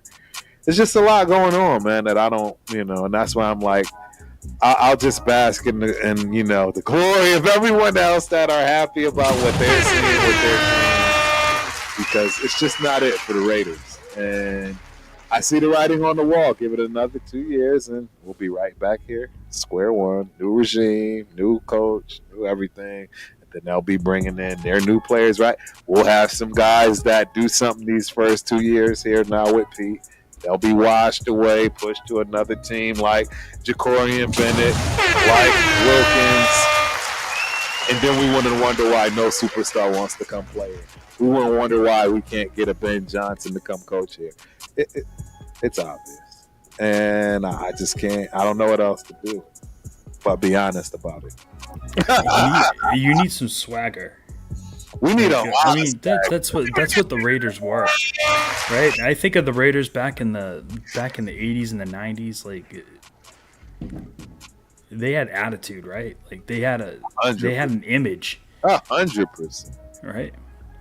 This dude's a soft. And that somehow over the years they've lost that. Right? Like the Ravens play like that. The Ravens play like the Raiders used to. I agree. They run the ball and they fly around and play mad defense. You hit it. Yeah. 100% correct. They still. And I'm not going to lie. Like you've got the right coach to implement that system. You don't have the dogs to get in the fight with right now, but you got the right coach. I used to think that, but I think our coach. No, I'm just going to be honest. I think our coach is senile to an extent. He's out there tackling. Dude, you're almost 80. You out there trying to tackle. He's a big kid. Really trying to show that you're capable for the job, which tells me you're probably not. Like these decisions you're making, I don't understand. What is the logic? Uh-oh, I think we're losing. What's the logic of moving JPJ to guard from center? It doesn't make sense, bro. I'm sorry. There's no way you're going to get me that. I don't understand at all. I don't understand. I don't know what they're seeing. That he's the, what do you call it? The Arlen Thorpe winner. There's nothing that's going to make that make sense. I don't know. Am I wrong? There's nothing that's going to make that make sense. I mean, your guards must be that bad. And if that's the case, then why didn't they do anything about it? We had all the money in free agency you could ask for. We had great picks. You picked Bash at 58. I mean, you picked Janty, a running back with no offensive line. Let alone what's going on the defensive line. See where now I have a whole lot of problems with what Pete is doing here? What are you doing, Pete? Because you have to be making these. Your son is the offensive line coach. He's making this decision, or you're allowing him to make this decision. It all falls on you, Pete, and that's why I'm like, nah. We thought we made the right decision with Pete, but now I'm starting to see we did not. Because even getting rid of Jacorian Bennett, literally the best defensive back we had all year, because he's under 6 feet, Pete. Really, Pete? That's what we doing? Like, you didn't get anybody in return for him. You got a 4th-string tackle. Well, I mean, you got the Eagles' 4th-string tackle. I agree, which is a little bit better than the average, but it's still 4th. You know I'm right, Spence. Yeah, I mean, he didn't look bad. I'm not gonna lie, he didn't look bad this week. Spence, there's no way you're getting me to believe that was a fair trade. We got fleeced. We got mollywopping. They took our best corner. The best corner. I know, but I mean, man, he was a whole lot. It's still better than nothing. They gave us nothing for him. Jacorian Bennett on the Eagles is probably, I don't know, 4th, 5th. He'll be a nickel. Any event, it's just right. Dude. Right now they're running Cooper DeJean at the nickel. Really? Yeah. So I mean, so who they got at safety? They bring in the safety. Cooper. They've got. Yeah, Cooper. He's the nickel corner. They've got what's his name is the left corner, and the right corner. Their entire secondary is crazy good. It's all exactly. That's what I'm saying. Like they didn't need another corner, and now they got one of the fastest in the league. Jacorian Bennett's got literally sub 4.3 speed. Sub 4.3. We're not talking no 4.38. No, he's got like 4.1, 4.31, 4.32 speed. Like legit, consistent 4.31, 4.32. Not my best, 40 time ever speed. It's a that makes a huge difference. You know that. Yeah. You're going to see it in these running backs. You're going to see it in the one you have in Henderson that hits hole as opposed to even Ramondre. That's a big difference. That's a big difference in speed. Ramondre is not a 4.33 guy. No. That's going to be different. I don't even. I'd be interested to see what the dude's running now because he looks a lot lighter on his feet. Yeah, because he knows I'm about to lose my job to a dude that can hit a crease and go for 80. It's a different ball. And the crazy part is Antonio Gibson's built like that too. Gibson was a wide receiver, man. He was a wide receiver converted to running back. That dude can move. Correct. It's no joke, man. When Travion Henderson came out of the game and Gibson took over, he broke a kickoff for 68 yards. Wait, we got some speed in the backfield. I agree. I'm not happy with what we're doing. I would be ecstatic if I were you guys. I would be. And in that crap team last year, I will tell you this: Gibson was the lone bright spot. He was it. And I'm just gonna say this like out loud, like I'm not about tearing down people's dreams, but right. you guys need to cut Antonio Mafi. Oh, he's on the line. He is terrible. He's terrible, man. Like, I watched that preseason game last week, and I just watched him blow assignment after assignment after assignment. And, like, that's the reason that we had to cut him. Like, we kept giving him chance after chance. And we had the worst line in football last year, and he was a big part of why. Mafi, Jacobs, Darian Lowe. I mean, those are our starters last year. Right. Yeah. Nothing we didn't do about it, so... There's nothing. I hope if Mafi is your starting guard week 1, you guys are in some big trouble. We're toast. Milton Williams is going to eat you alive. Alive. And if you somehow slide protection to get him, Barmore's going to get you. Right. You're just in a bad way. You don't have guards, dude. That's what I saw in that preseason game. You don't have guards. Your center's gonna get blown up. Meredith, he's garbage too. I see you, Reese Rock. Shout out to Reese Rock, man. Appreciate you for coming through. We're closing out, man. We getting up out of here. We already said everything we need to say, man. It's 10:50. I've kept Spence on here for almost 3 full hours, man. Yeah, man, the season's here. We will be here religiously, consistently. I promise you I'm going to continue to keep bugging and pestering and getting Spence to have a show. Where's the show at, Spence? We need a show. Tabitha can help this man get a show. We got to get him on the show, Pip. And, yeah, I mean, our shows, all the other shows, man. It's going to be a great weekend for sports, as always. You got anything, man? Got anything you want to end with? Anything to say? Anything you're thinking about? I'll end it. I'll end it with this. Like this is the comeback year for Boston. Like the Red Sox are good again. Yeah. Patriots are good again. Yeah. I'm first time in like 5 years I've been excited. Like since Bledsoe left, Brady left, that I've been excited about a Patriots season. Right. No, you got a right to be, man. I'd be same boat. I will say this though, to temper like expectations here. I am not completely sold on May yet. No, nobody should be. And you noticed I said it. I even said it. I was like, man, hey, if May holds up, because I was one of the ones that said his ceiling was Trubisky.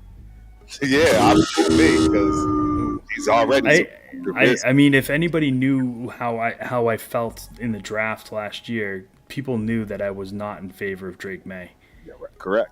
I was not. I was not one of the guys that said to take Drake May at 3. I wanted to trade down, collect a couple picks, and like those would have. Looking back on that draft, it was rich, right? You could have traded Jake May and ended up with Malik Neighbors and a starting tackle, or 2 wide receivers maybe. Could have got a lot out of that. Yeah, I agree. We could have Bowers. Yeah, imagine having Malik Neighbors and Brock Bowers. That's crazy. That's dope. Yeah, think about that. There is a path that I saw in potential draft trades last year for that pick. Right. That would have set us up big time. But it would have been at the expense of not having Drake May. So if Drake May turns out to be the next guy, dude, you're good. Then I'm willing to be wrong on that. Right. I'll live on that hill. Absolutely. All right, ladies and gentlemen. Man. Yeah, that is your show. Don't forget, hit those thumbs up, subscribe, and don't forget the notification button so you find us the next time easy. And you know how we get out of here, man. Until then, welcome.